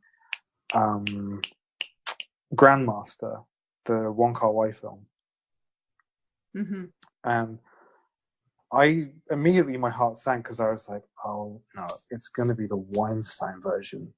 And the Weinstein version was just like embarrassingly like full of really, really stupid things like narration to make things like clear, cutting scenes which he felt were boring. And to my surprise, Harvey Weinstein came out in the cinema. Oh, before, no. And like really aggressively said like, this is going to be a kick-ass martial arts movie that'll blow your head off. And I was just like, you're being aggressive, and it's going to make me like this film even less. And like, there were so many walkouts. I'm sure. But the thing is, that was the way he treated movies, was anything good about them, he didn't want to preserve. Anyway, sorry to interrupt, Nina. So, in that vein, after talking about it, obviously Miyazaki and Ghibli were very stern that they didn't want to, and Weinstein was being a butt about it. So in response, the legend goes, Miyazaki sent Weinstein a katana in the mail with a simple message that just said, no cuts. That was it. And presumably the message got across because the theatrical release by Miramax was not cut. No. In any way. Can we talk a bit about the English version? Because this basically predates most of the the films that came out with the Disney deal. It does. Yes, it does. It was one of the first. I mean, I'm not sure when Kiki's Delivery Service was dubbed. I know that was early as well. That was 98. That was dubbed. Yeah, so this was one of the first to come out as part of the deal and everything. But it was done quite differently from all the others because they got Neil Gaiman to do the rewrite on the script, and also like the casting. It was like the sort of circa 2000 indie darlings, basically. Yeah. So you've got Billy Crudup playing Ashley Tarker and Claire Danes playing Cyan and Billy Bob Thornton and and Minnie Driver and I think is Julianne Moore in it? No, John DiMaggio's in this. Yeah, but he's not quite. Yeah, he's not. Oh, one of the he's not top billing. No. Yeah. No, but still, I recognize his voice anywhere. It's like, hey, Bender. He is now more than Claire Danes, I think. Tara Strong, was in it too. They had some regular voice acting. I think it's a really, really good dub, and I was thinking when I was rewatching it the other day, I was thinking this is the only Ghibli film that I think like the writing, like the dialogue choices and stuff, like in the dub, is actually part of what I love about it. Like the eyes unclouded by hate and things like that. Like the way things are put and like the dialogue and everything, I think is, it really resonates with me. And I don't think like, when I talk about how much I love Totoro or whatever, I don't go, oh, and here's my favorite quote from it or whatever. It's just, it's the animation, it's the way it makes you feel, it's the music, it's the it's the other But Chris, yeah, May's not scared. No, she's not. And that bloody goat. Yeah, but it's the one Ghibli film that I really think about the writing and the dialogue as well as, just the... I agree, Chris. Like, I think the writing is so strong and the translation job was done so well because, people, they talk in a way that makes sense for English. There aren't very many parts that are awkward. The language is very, it carries the epicness of the film, but in English. There's nothing awkward about it. The vocal performances are all more down to earth. They're a little more naturally delivered, as opposed to like some of the other Disney dubs, which have their good points and points that sometimes I'm a little curious about personally. But I do feel like this is definitely the strongest dub of any Miyazaki film that I've seen. Whoa, high praise. I think, because the writing is a big part of it. You remember quotes from the film. Let's put it this way. I feel like the dub and the sub of this movie are almost they're the most different than any of between the two. There's more difference. I feel like essentially watching the dub is a very different film to watching the sub. Oh yeah. Because the adaptation is so loving, actually, and Neil Gaiman put so much work into like reading about mythology and understanding contextually where everything was coming from. Yeah. And they just don't do localization like that anymore because there's this trend nowadays, especially with anime, where it has to be as authentic as possible to the original material. Which in fact is not authentic. That's not what authentic means. It doesn't... It irritates me no end. It really does. Even like in subtitles, like I find that even subtitles, they're just the most dry, awkward sentences I've ever read in my life. And they don't imbue any of the emotion or any of the characterization that I can hear in the performances by the Japanese actors, but the dialogue just makes everybody sound so dry. No, localization is so important, and I get so irritated I think even in Ponyo, the dub of Ponyo, they call each other like Toki-san, and it's like, what does that mean? It doesn't mean anything. Exactly, like nobody understands. Stop showing off. Yeah, exactly. Like, I don't. And it makes anime so insular when it doesn't have to be. Like, I'm not saying, let's go back to 4Kids and start calling, onigiri donuts, but like, there's an art to localization. To make there is a lot more emotion to a well-done localization. One of my favorite examples is from the manga Yotsuba. I feel like I mentioned this very recently. In the manga Yotsuba, there's like a dodgy scanlation that was on 4chan, I think, a while ago. And that's so much better than the actual translation that they published.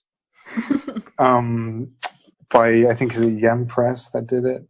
Like, Yen Press, like, translated something as, oh god, was it Onei-san, like, older sister? Mm-hmm.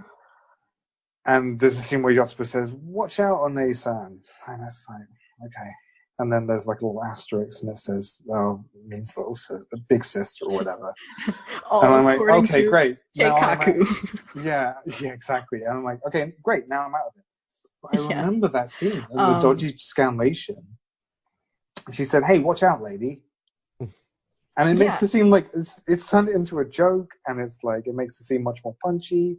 And you understand exactly her relationship to this woman. It sounds like something a person would say. Yeah. My favorite translation project ever is probably Earthbound. Oh, gosh, yeah. I adore what they did with that game, especially since now it's just something that nobody will ever do ever again. What is that? Just the whole game, the way that they translated. It was one man who did the localization and translation for this game.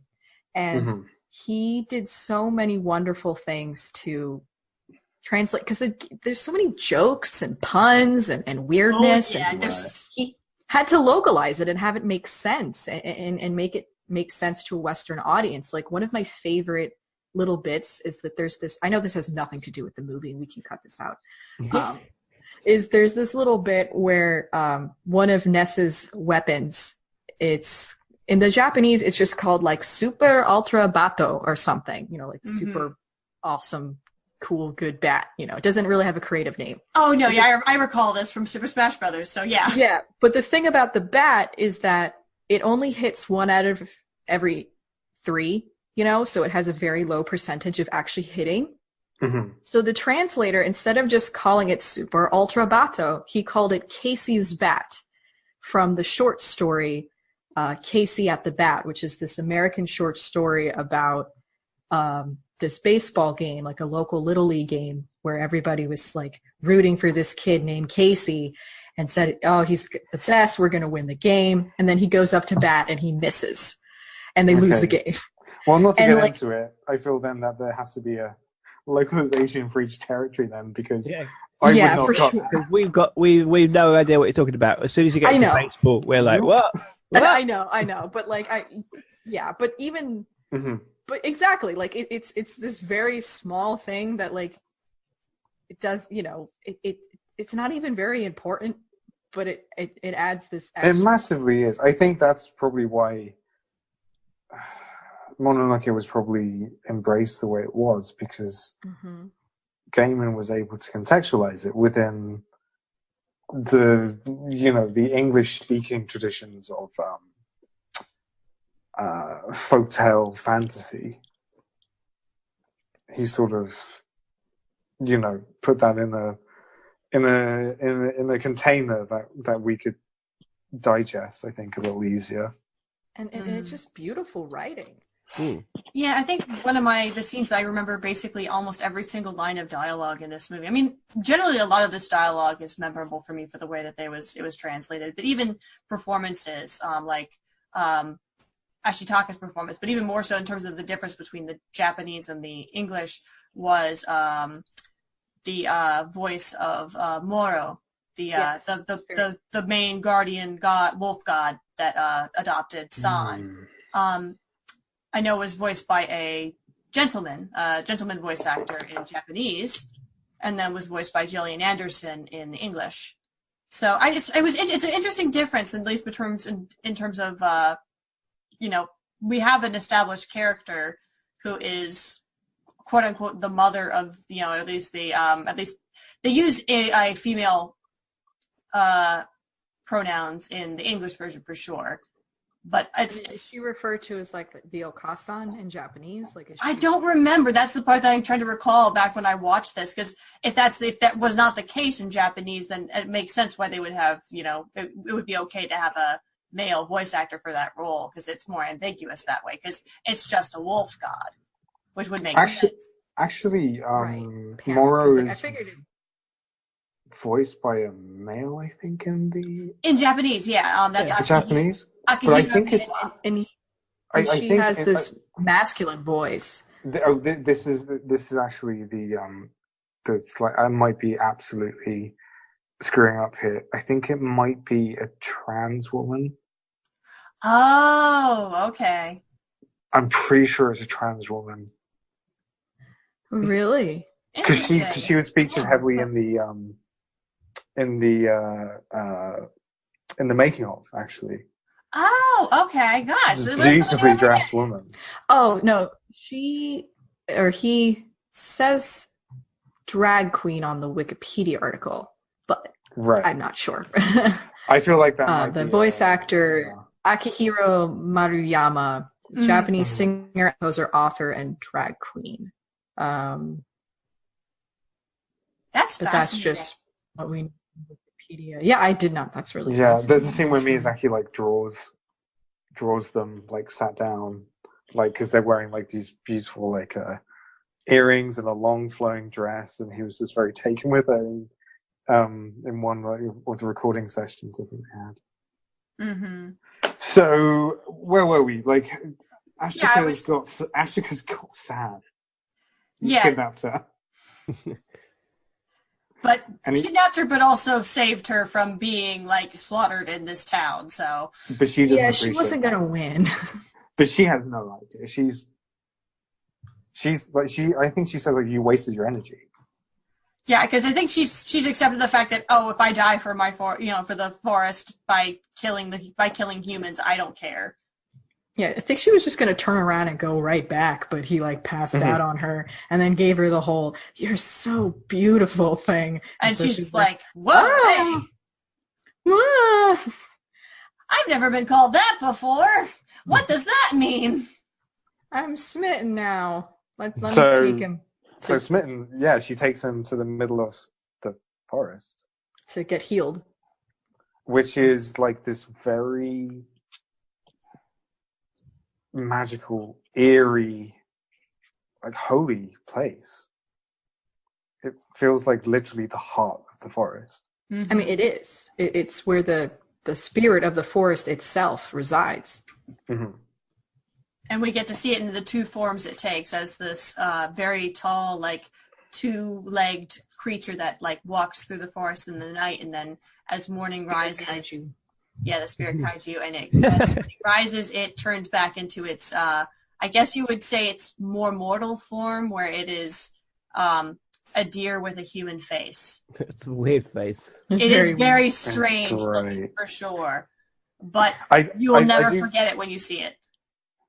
Yeah, I feel like this is the point where, like, maybe not translation, but like understanding of what spirit means breaks down. It's not. Mm-hmm. It's a very ethereal idea, really. I mean, it's not like it's not a ghost. Yeah, no. It's not Princess Ghost. It's Princess supernatural, natural being. The entity of life and death incarnate. It's like the idea of Totoro being a spirit. Yes. So like in like Western thinking, that's not a spirit. You're thinking, it's someone with a sheet on going, ooh. But Yes. Spirit, show me no more. Yeah, but in this, it's it could be a big fuzzy thing that you can find in the forest and lie on its big tummy. It's like ride in its belly when it's a bus.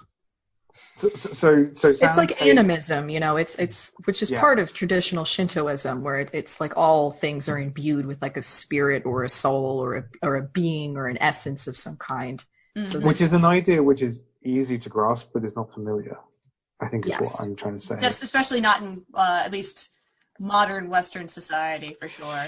I feel like there are certain German and Celtic traditions which might have more of an opening to that. Yeah. But yeah, so basically, Sam takes Ashika to these waters to be healed, and heals the bullet wound. Heals the bullet wound, and then and this is a very Miyazaki typical thing. It's a rejuvenation through food. Oh yeah. She's got this like jerky. And she like a baby, like a mother bird, like masticates for Ashika, and then it's like I'm sorry to like talk about it because it's a weirdly gross but weirdly sensual scene. Yeah, for sure. Especially since it's like jerky, which is kind of hard to chew up and make soft. That's true. Yeah, that's true. Yeah.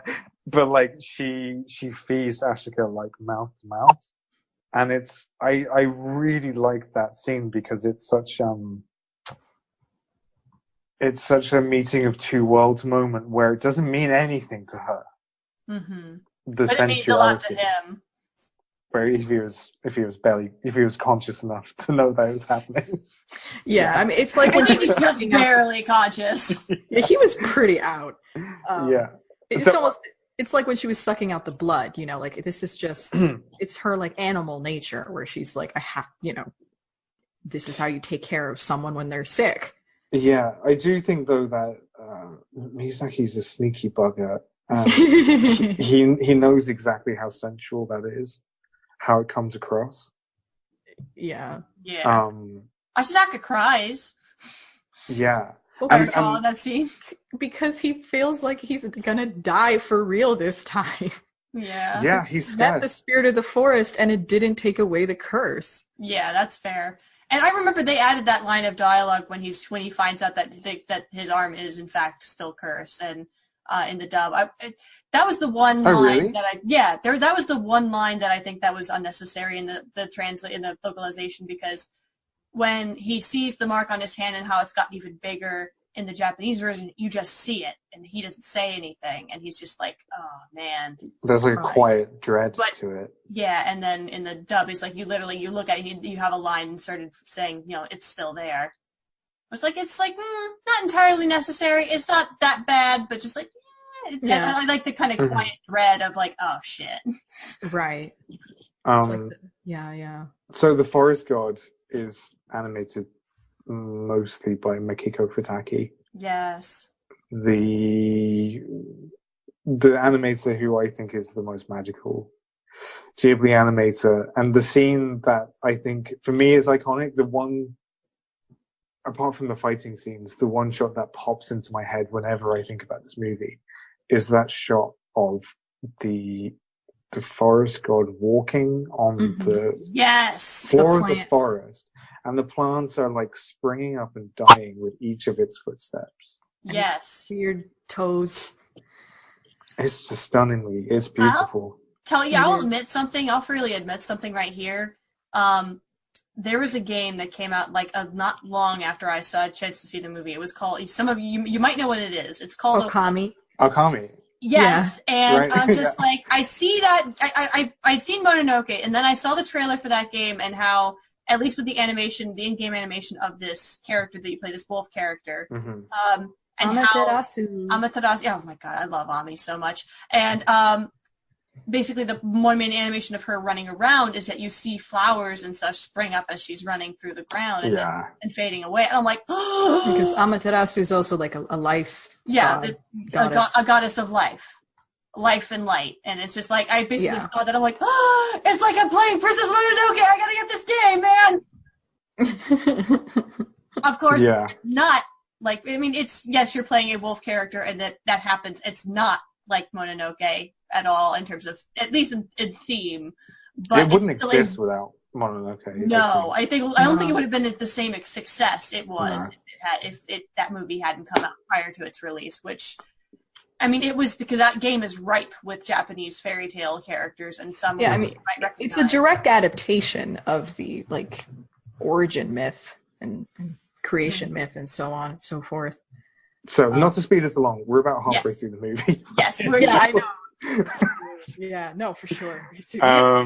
But we basically get the reverse side of this conflict with, we get to meet not only Moro the wolf that adopted San and her two other actual wolf babies or wolf children.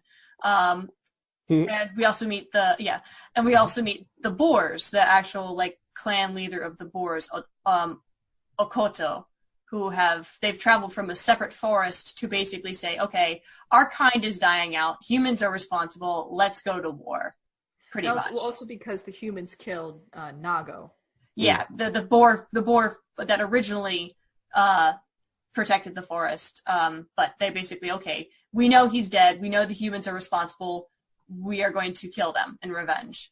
And Moro's like, that's a bad plan, and you are dumb. They're like, basically, and I think Okoto even admits it. It's just like, no, I know this is stupid, but we're fading away. We're going to be nothing's going to remember us after this if the humans just have their way. So we're going to give them a war that they're never going to forget. It's a stupid thing. We know it's stupid. I just realized that this might not be intentional, but it is, I think, there. This feels like Miyazaki's answer to Pompoko. Really? Which has exactly the same human nature conflict, where the raccoon, the tanuki, in that movie, wage war on the humans, even though it's essentially futile because the humans have bulldozers and other, brute weapons.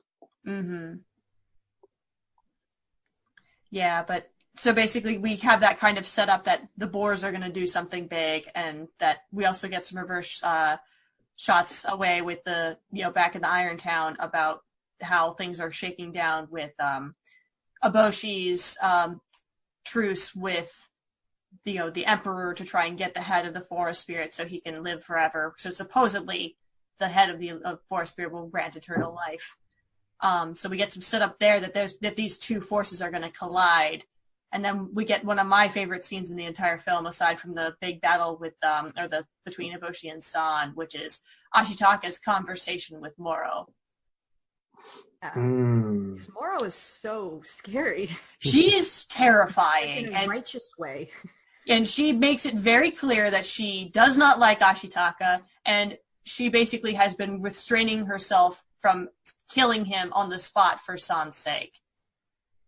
Because she explains how she adopted San and like her motivations and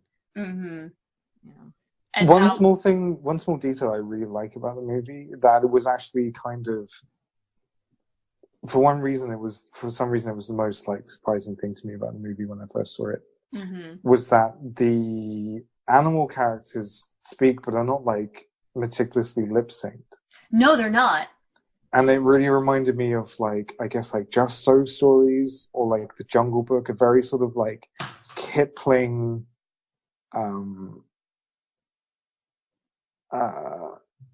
view of animals being these mythological spirits that almost have telepathic conversations, and I don't know, I think that just adds to their mystery. Yeah, the fact that we're not entirely an Air Bud. I was watching an Air Bud movie earlier. Don't ask me why. Don't ask me why. I think it was Christmas Pups or something. Oh my God. It's not that. It's not. In a way, it kind of keeps the audience more it makes you more aware of how human you are because of the fact that these animals are not like lip sync like a Disney movie. It's they're sort of kept at arm's length a bit. They feel alien. In the dub, they layer like the voices above animal noises. I can't remember. Like growling noises. Yeah. Which is interesting. Do they not do that in the sub? I couldn't tell because I can't remember if I've seen it or if it's such a long time since I've seen it. I think I have a feeling that I remember thinking that too. I feel like it's literally in the mix, in the sound mix. I think it's just more obvious in the dub for some reason. Yeah, because they're like, and Moro's face is so wrinkly. Her nose, she's always like, grrr. Like that's those snoot wrinkles. Like this, it's just so, and like just watching her talk is like so mesmerizing. And she laughs, and it looks very strange for a wolf to be laughing like that. Yeah. It was like, that makes you, like I said, it feels almost alien because these are expressions or like, I mean, not entirely unnatural, but just it feels like you're seeing like an extension of what. It puts you in Ashika's shoes. Yeah, like they really do feel like these like powerful beings. Like they don't feel like cartoon animals or like your big talking dogs. Like they feel uncanny and powerful. And it goes with what Sans basic message is, which is like you'll never understand me. Like you'll never understand my world, and that's part of Ashika's journey. Oh, but you gave me a pretty necklace. Oh, I've changed my mind. Let's run off. It's so pretty. I like it. It's pretty. It's shiny. Ooh. Yeah. Shiny. I think this is where I feel the film. I honestly do feel the filmmaking process is slightly more transparent. I think you can feel Miyazaki like struggling with. Oh, but I'm Miyazaki. I'm gonna make everyone's friend. But I mean, I he understand, wants to play with these themes. I understand from a thematic point, like having them like be in love or be a thing makes sense because they're from different worlds and like they're coming together and forming this union. But their relationship, it doesn't have as much chemistry as other ones he's done. Like, I agree with you there. It's not like in Castle in the Sky with like, oh God, what are their names? But the girl and the boy in Castle in the Sky. Pazu. Yeah, like they had amazing chemistry, and there was just whole scenes of them bonding, But they're more carefree. Yeah, they're more Ashika carefree. and San are more desperate. Yeah, for sure. Or I don't know, Ponyo or Howl or I don't know. I just feel like from the couples that, or Kiki, like from the couples that he's done, I feel like their relationship kind of came out of nowhere. It's circumstantial.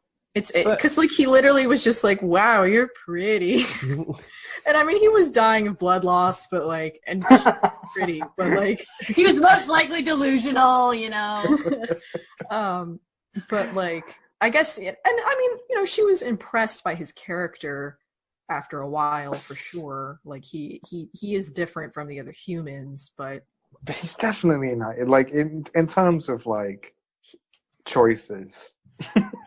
He couldn't have picked a worse person to fall in love with. Yeah, and practically.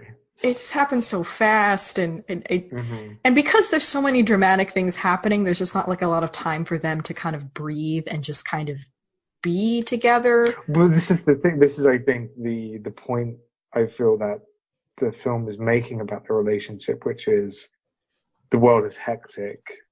For some reason, us being here for each other makes sense.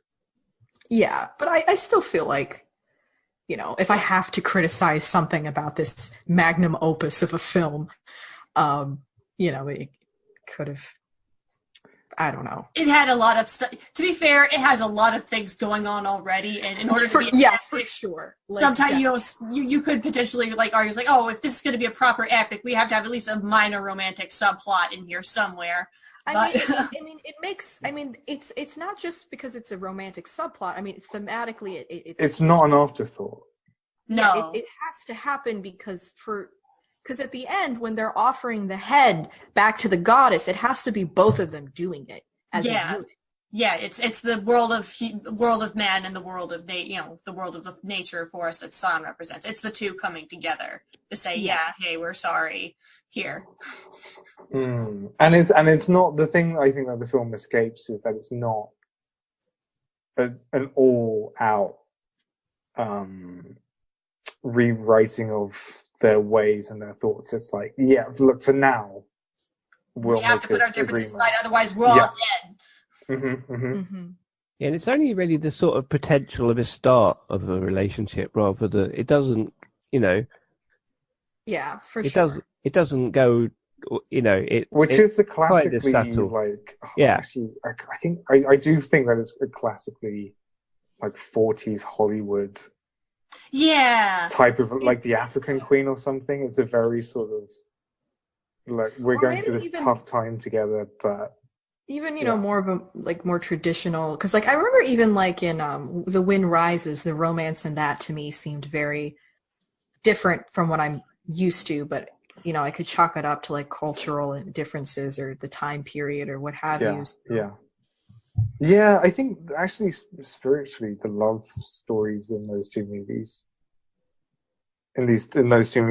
share a lot in common. Actually, I did pull a quote out earlier that was Takahata's comments after watching the movie. Okay. Ooh. He was saying, because everyone was saying oh, this is a culmination of all of his themes, and Takahata said, no, it's not. It's not summing up of Miyazaki's themes. He's still young in spirit. He's reborn. I think it's basically, and I think that's an interesting way of looking at it because,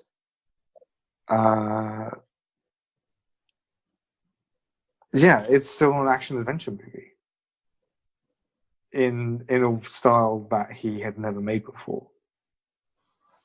It's. Sure. I do struggle with it. I do admit. I got to admit, I struggle with it, and it's not. It's his most ambitious film, I think, in many ways. Yeah. But it's also the most indulgent. I really do think it is. But it earns it. At no point where I'm watching it do I feel okay. It's all considered deeply. Yeah, it's all deeply considered thematically. Yeah. Yeah.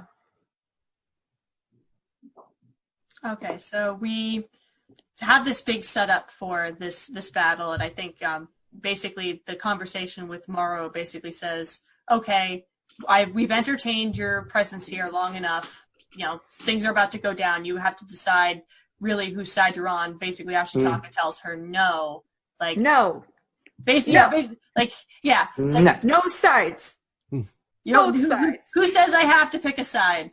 And basically say, okay, well then leave. Otherwise, I'm gonna kill you myself and bite your head off. And it's interesting as we set up, again, after he leaves the next day to head back towards Irontown, and we get the setup with San as they get ready to watch the Boar tribe go to war with the hunters, the Emperor's hunters, as well as Eboshi and her men. And we get the laid up that she's going to be going to battle, even though technically they're not supposed to be giving the Boars any help. San really wants to chip in and get in there to fight. Because she still has a grudge to settle with Eboshi. Because Moro's dying. Yeah, she is, because she got shot in the chest, and she knows that she will be dead at some point, but as opposed to... By Eboshi? Yeah, she got shot by Eboshi, which is that scene from earlier in the film where San is sucking the blood out, trying to get the bullet out of her chest by sucking out the blood. And she admits that unlike Nago, who got shot and basically allowed his rage to consume him, Moro is going to be just I'm just going to let my end come when it's ready. I'm just going to let it come when it's, let my death happen when it happens. I'm not going to worry about it. I'm just going to do what I can while I'm here. And Ashitaka goes back to Irontown only to find that it's getting attacked by a bunch of, I think it was rogues. Well, they're not rogue samurai, but they're like, they were hired by the emperor. What's the guy called? Jigobo? Jigo. Yeah, his men and the emperor's men, because they basically didn't trust Eboshi, or they weren't holding up their end of the bargain. Mm-hmm. They wanted to just put on the pressure for her to make sure she gets the head, and then still take all her stuff. Yeah. Anyway, she's still in the front to what they consider the way of life. Well, they want her iron. Yeah. They want control over it. But like all of this is like culminating with the forest god. Yes, it's all happening at the same time. Yeah, Like, this is very heavy climactic. Becoming ill beyond belief, I think is the only way I can describe it. Well, it's because she succeeded chopping its head off. Mm-hmm. I mean, Moro also gets attacked and gets her head chopped off at some point. Well, yeah, because the boars are effectively wiped out, and it's a brilliant image that the Moro's head, like, sort of swimming around, kind of. Yeah, literally separated from the rest of her body. It wriggles around and incredible to bite his arm off. I mean, that's the kind of thing that only Miyazaki, his imagination would allow. Mm-hmm. And it calls back to an earlier line from Eboshi about, like, wolf's head can still bite. Yes. Oh, of course. Yeah, but the way it's done is, like, unlike anything any other director I feel would do. It's one of those things. Head. Wolf's head. Episode title right there. Yes. Chekhov's wolf's head. That's perfect. It's very much like one of those things where emotionally, the logic is clear, but it doesn't make any sense. Like how the hell it works. She's a goddess. She's not normal. Like, you know. And there's even, like, you know, sometimes there's, like, the whole thing with the guillotine. You know, you chop the head off and it can still blink a little bit. You know, it's not completely unheard of. But regardless, Eboshi succeeds chopping off the head of the forest spirit. Moro's severed head eats her arm, and then the spirit breaks. For lack of a better term, it corrupts and turns into, like, just death, and it gets bigger and melty, and it creates this aura that's just consuming everything, mindlessly, hatefully. But like it just takes on the form of a giant monster. Big gooey anime climax. Yes. Bigger than anything. Actually, in the documentary, there's a very interesting scene around the point of the film's development of this time where Miyazaki's sort of struggling with the thing where he's saying, culturally, every bloody film made by someone of my generation ends in an atomic bomb. Like, he's like, since Godzilla, it's Akira, it's just always been a huge explosion. And he's, like, desperately trying not to do that and say something different. But he recognizes that essentially that's always, like, culturally at least, like, there in a lot of popular stories, this idea of a great suffering and then a rebuilding, which is basically the story of Japan in the 20th century. Yeah. Like many other countries as well after the war, but particularly I feel like, you know, just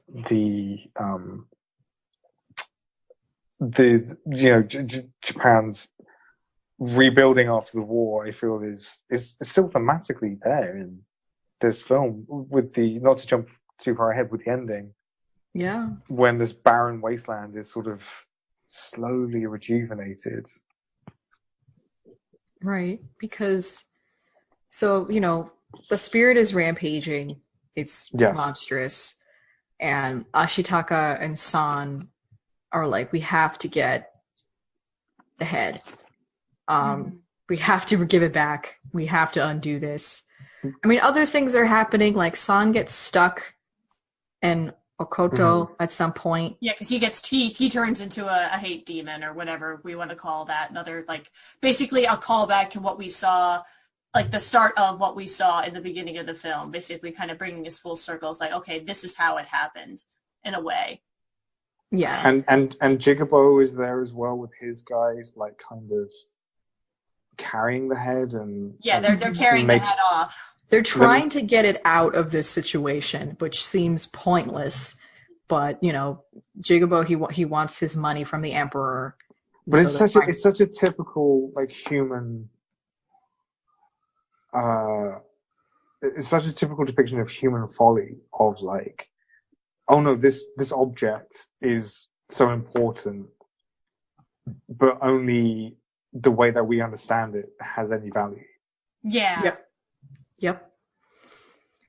But yeah, eventually they manage to get to where they're at, and they are able to swipe the head from him.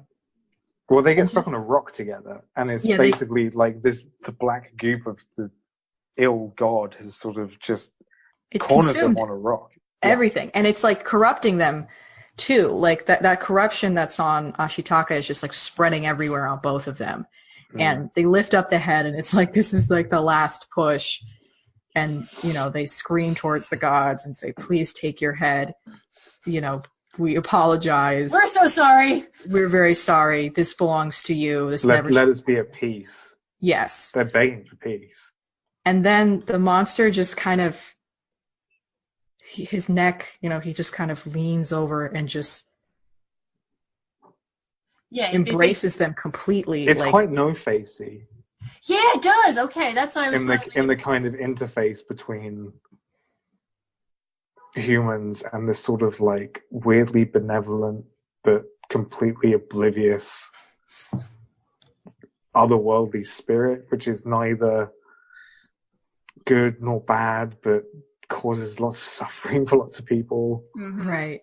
And then its body sort of melts into the forest and dissipates completely, but in the process it heals every bit of damage that it's done, and rejuvenates it back to the way it should be. But it's gone now, but not really. It had to, in going through the ordeal of having its head chopped off, even though it reclaimed it, it's no longer going to exist in the same mythical way. Yeah, the guardianship of the forest is no more. It's up to the humans and to basically harmonize with nature as much as they can, and vice versa. Yeah. I mean, its essence is still imbued within the life of the forest itself, but it's no longer like this physical, tangible thing that's like walking around and doing a job. Yeah. It's more... Age of Gods is over, is basically. Yes. It's very much, actually, it's very similar to the like Epic of Gilgamesh. Where it's all about like dying, kind of like a martyr, I guess, like a beloved king, never really reaching this dream of immortality or protecting the forest. But it's still like it's a bittersweet ending with Mononoke, and the fact that they San and Ashitaka make it out alive. Actually, most everybody does. Most everybody does. They say all the named characters do. A lot of unnamed people die in the war. Yeah, for sure. But all the named characters are able to survive. Ashitaka and San survive. Ashitaka goes back to live. He comes to an agreement with San that she'll stay in the forest and, take care of it, and Ashitaka will help them rebuild Irontown. And, Eboshi makes the commitment to rebuild Irontown, but better, probably most likely for the better. She hints that fact that basically that she owes Ashitaka big for basically saving them and getting them out of their situation. And so she's like, okay, we're going to rebuild Irontown, but it's going to be better than before. Is there an implication as well that it's going to be less of a fortress and more of something that lives in harmony with the surroundings. Mm-hmm. Yes. Because especially now that the Emperor is not going to be bothering them anymore, probably. No, Yeah, he lost true. a lot of resources with that whole thing, so he's probably like, eh. And there's something very nice about the way that the rejuvenation of the forest is depicted. Yeah. It's not like, and in fact, I think it's one of the best depictions in a film of a barren or ill natural landscape being rejuvenated, because it's not over the top. It's realistic, and it's not done with a big magical sweep of like fairy dust. No. It's very like natural little sproutings, and it's beautifully observed stuff. But it makes me roll my eyes every time I see any other film try and do this, because any other film does that with the big, like suddenly a big black wasteland is just like filled with trees, and it's wow, it's beautiful, and it's so it's sort of like in the way the Mononoke does it. It's done as like, well, this is your bonus, but this isn't. This isn't for you. This is for nature itself. Yeah, I think it's something worth noticing next time you see a movie that does something like that.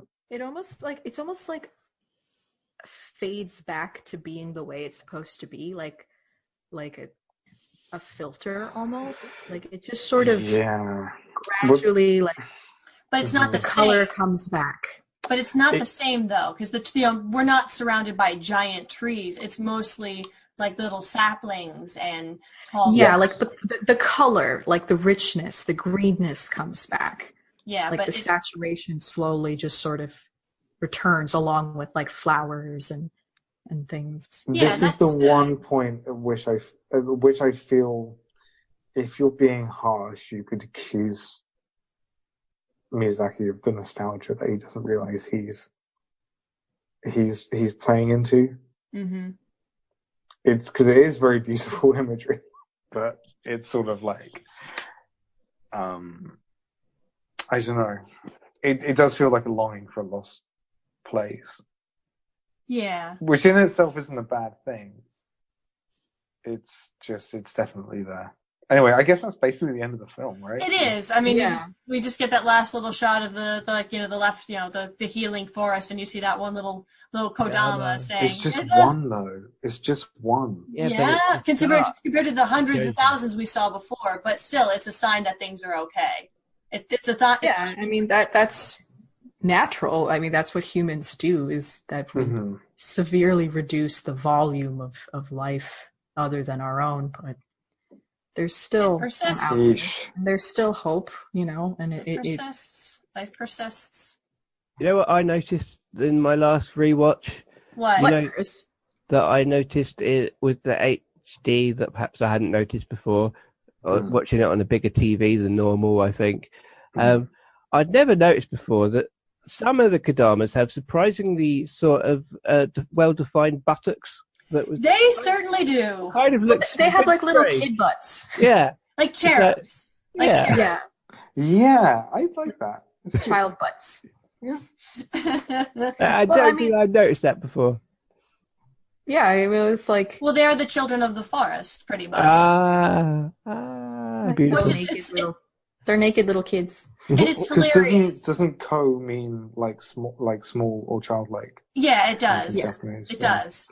And it's something that, again, and this might be a little far afield, but something I noticed when I recently, like I'd mentioned a couple episodes ago, and I think our video game podcast that I was playing, Legend of Zelda Breath of the Wild. There's a great deal, I think, that you could imply took a lot of deal of inspiration from Princess Mononoke. Oh, no doubt. Oh, I mean, the Kokiri are Kodama. Like, they're based on... they really are. not just Miyazaki's Kodama, but just like the legend of the Kodama, right? Like, but even so, there's also this. I know there are a bunch of different like mounts you can have, or you can go out and find different things, like capture, or not really capture, but tame horses in the wild. But there's even some stuff that's wild that you can even ride and get on. You can't really keep it, but you can just like ride on it for a little while. Like you can mount a deer and ride a deer, like that almost looks like cool. And there's even, if you go to this right area in this right spot, I think it's like under like a specific like light of the moon or whatever, you go to this one mountaintop, and I swear there is like this slightly human-faced, freaky looking like blue fuzzy creature that's surrounded by all these little tiny like spirits that you can actually mount and ride, and I think it's called like a mountain spirit of some kind. But it immediately, like, I took a look at that thing, and even though it's not the exact, and like this has got to be a reference to the forest spirit in 100%. Like you should, for sure. Well, I will tell you, this thing looks a lot freakier than even the forest spirit did, because it's got like two sets of eyes, and it looks at you from every direction. It's just like, whoa, this is so freaky. I really love that imagery though. It's genius to sort of take the sort of imagery that would actually be on like ancient artifacts and like pieces of art, like folk art, and just transplant that as the actual literal representation of the spirits. I think there's something really powerful in that. Yeah, for sure. Yeah, I think this, so much about this film has persisted over the years, and I don't think that that's ever going to stop. I think as long as we keep going back to it, it keeps getting shared and passed down to new people. It truly is timeless. Like, I can't think of it anything more timeless, frankly. Yeah. Because everything that you could, take from it will affect your life in some way, whether it's embracing the neutrality of there is no good or evil in man or nature. We just coexist with each other. Sometimes not so well. Sometimes better than a bit. We could try a little harder. We could try a little harder, yes, for sure. And other things like just there are two sides to people too. Like Eboshi, like she's this very headstrong, my way or the highway type of woman who's, you could be really intimidated by that kind of ambition and almost see that as evil. But at the same time, she does all these acts of kindness for people who are less fortunate, and raises them up. So it's like, it's there's a lot of like, I wouldn't say just like there's always two sides to something.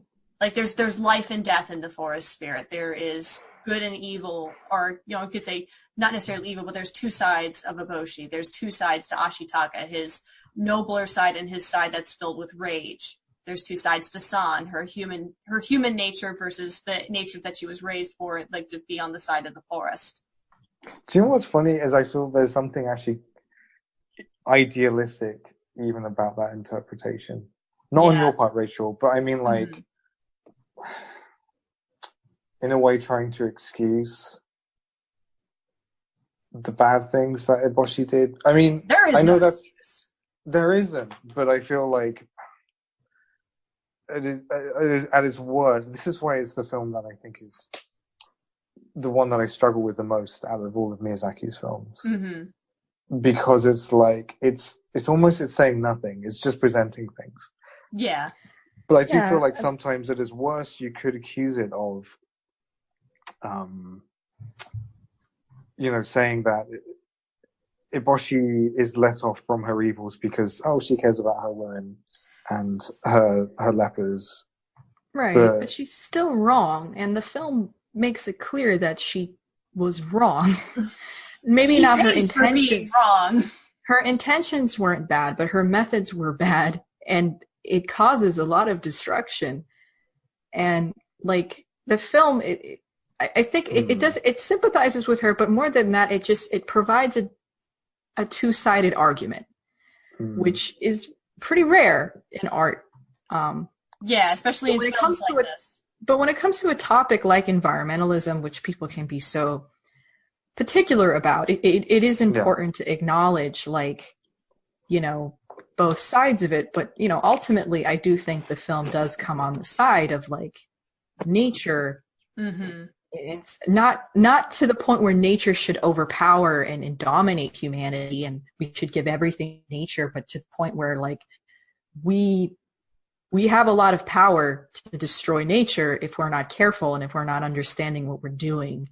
Mm-hmm. And we have to be mindful of what we're doing, even if we're trying to have the best intentions. Like, it's Ashitaka's way. Like, there's always a way. Like, we don't have to pick one or the other. Like, we can find a compromise. We can coexist.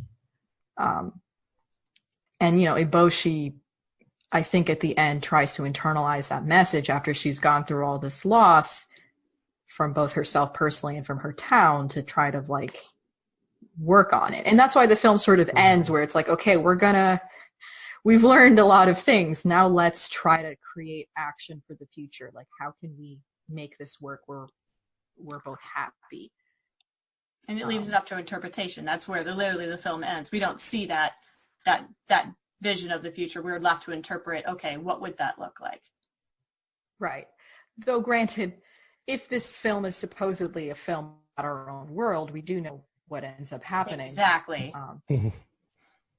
So, yeah. But such is life. Well, I think we can all agree on one thing, and I think this would be quite a good place to end it, is that we'd all take this movie over Fern Gully, The Last Rainforest any day. Yeah, for sure. I mean, there's a nostalgia factor for Fern Gully for me, but I know that as far as its purpose as an environmental film goes, yeah, no. Mononoke hits it well out of the park. And it does into still the next definitely state, into the next country. Or Avatar, it embarrasses or every Pocahontas, or any of those, really. Yeah. It embarrasses every popular attempt to tell an environmental story in a big blockbuster movie. Mm-hmm. Like, I think the worst I've ever seen is probably The Lorax, which is just my god, or even like something like Avatar, which is trying its best, but it just comes across as simplistic. Yeah. It's so simplistic. Yeah. Which I know is the it has point no with understanding. Avatar, but it's irresponsible to not. It is. It's like, okay, what's the point of? Yeah. Yeah, the complexity. Yeah. But yeah, Chris, you're right. Better than Fern Gully. Better than Fern Gully. Better, yeah. I mean, there's no song by Tim Curry, but you know, we have to make sacrifices, you know. Yeah, for good theming. I'm sorry. Going to be the worst witch. Tim Curry songs. Oh my god! That man is amazing. But anyways, that's neither here nor there. Me and my brother used to do impressions. Sorry, of his cameo in Home Alone 2.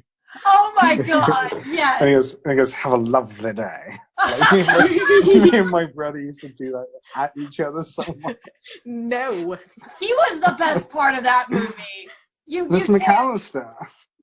Oh my god! You can't say that Tim Curry was not the best part, if not one of the best things of that movie at all. Yeah. Oh my god. But yeah, Tim Curry's amazing. Princess Mononoke is amazing as well. So the world is full of good things. The world is full of the world. Like, what's Tim the Curry, Princess Mononoke. Yes. Risotto. Yeah.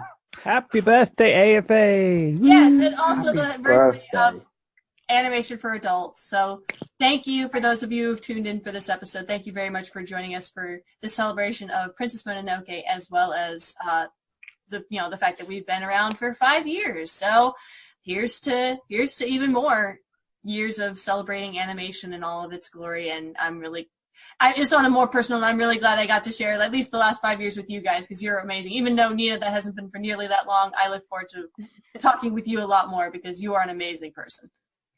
Oh. I'm getting sentimental, guys. I'm sorry. Oh, we love you too. All right, and I love you guys who have been listening. They've been stuck with us for whoever long you came. Even if you're just tuning in, this is your very first episode. Hope we get to hear more from you, because if you've enjoyed yourself, we'd love to hear any more suggestions you have for the podcast and any future movies, TV shows, Netflix series, anything you want us to cover. Please send us an email at podcast@animationforadults.com. I totally got that first try.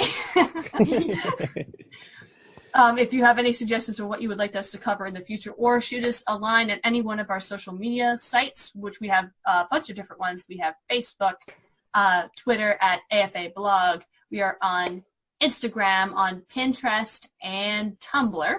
So any one of those, you can shoot us a line and let us know if you'd like us to cover anything specific.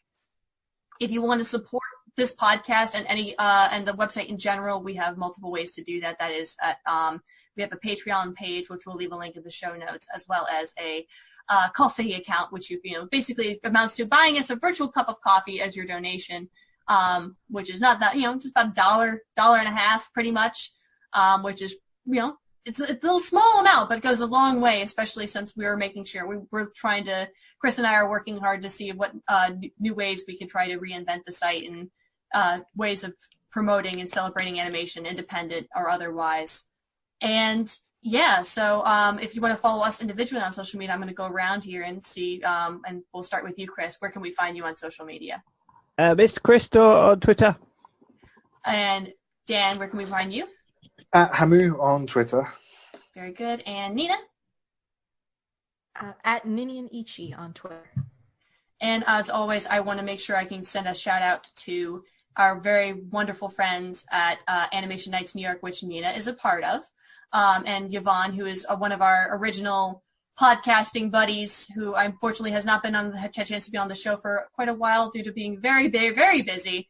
But we want to send her support all the same, and everyone else who works as part of Animation Nights New York, because it's an amazing screening event. Excuse me, I'm stumbling all over my words right now because I've been talking awful lot today.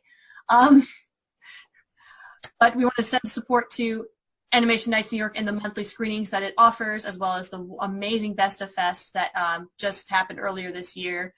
If you want to send support, we'll leave a link to the show in the show notes for the website, so you can give them your support and find out if there's a screening happening that you would like to attend and where to go to enjoy that. As well as if you are an independent filmmaker, there's a link to Film Freeway, which you can submit a short film of your choice to screen at this event, because it's a good way to get noticed by people, because it's getting bigger and bigger. As far as I understand, I think you've had to change different locations to accommodate the amount of people. Is that correct, Nina?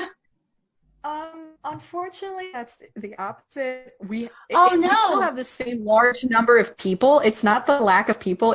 We actually have to go to a smaller space because okay, it's logistical nonsense.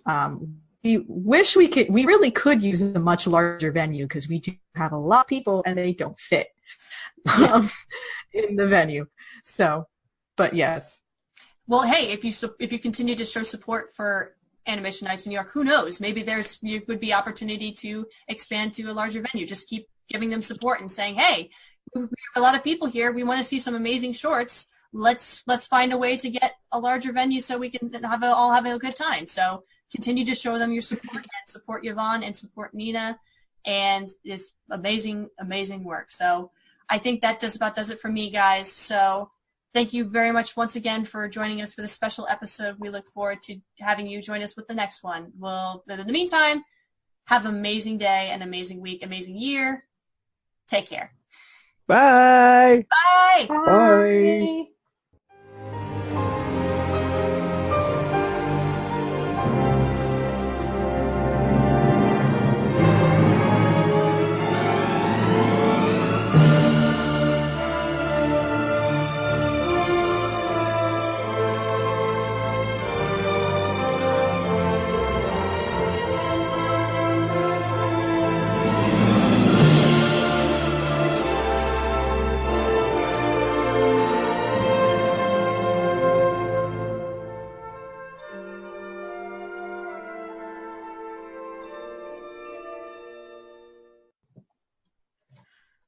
I think Keith David as well has got. Oh yeah.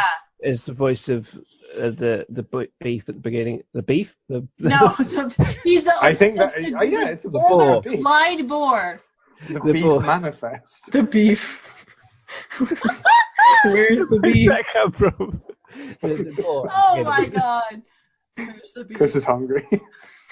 Same. I feel you, Chris. Yeah. But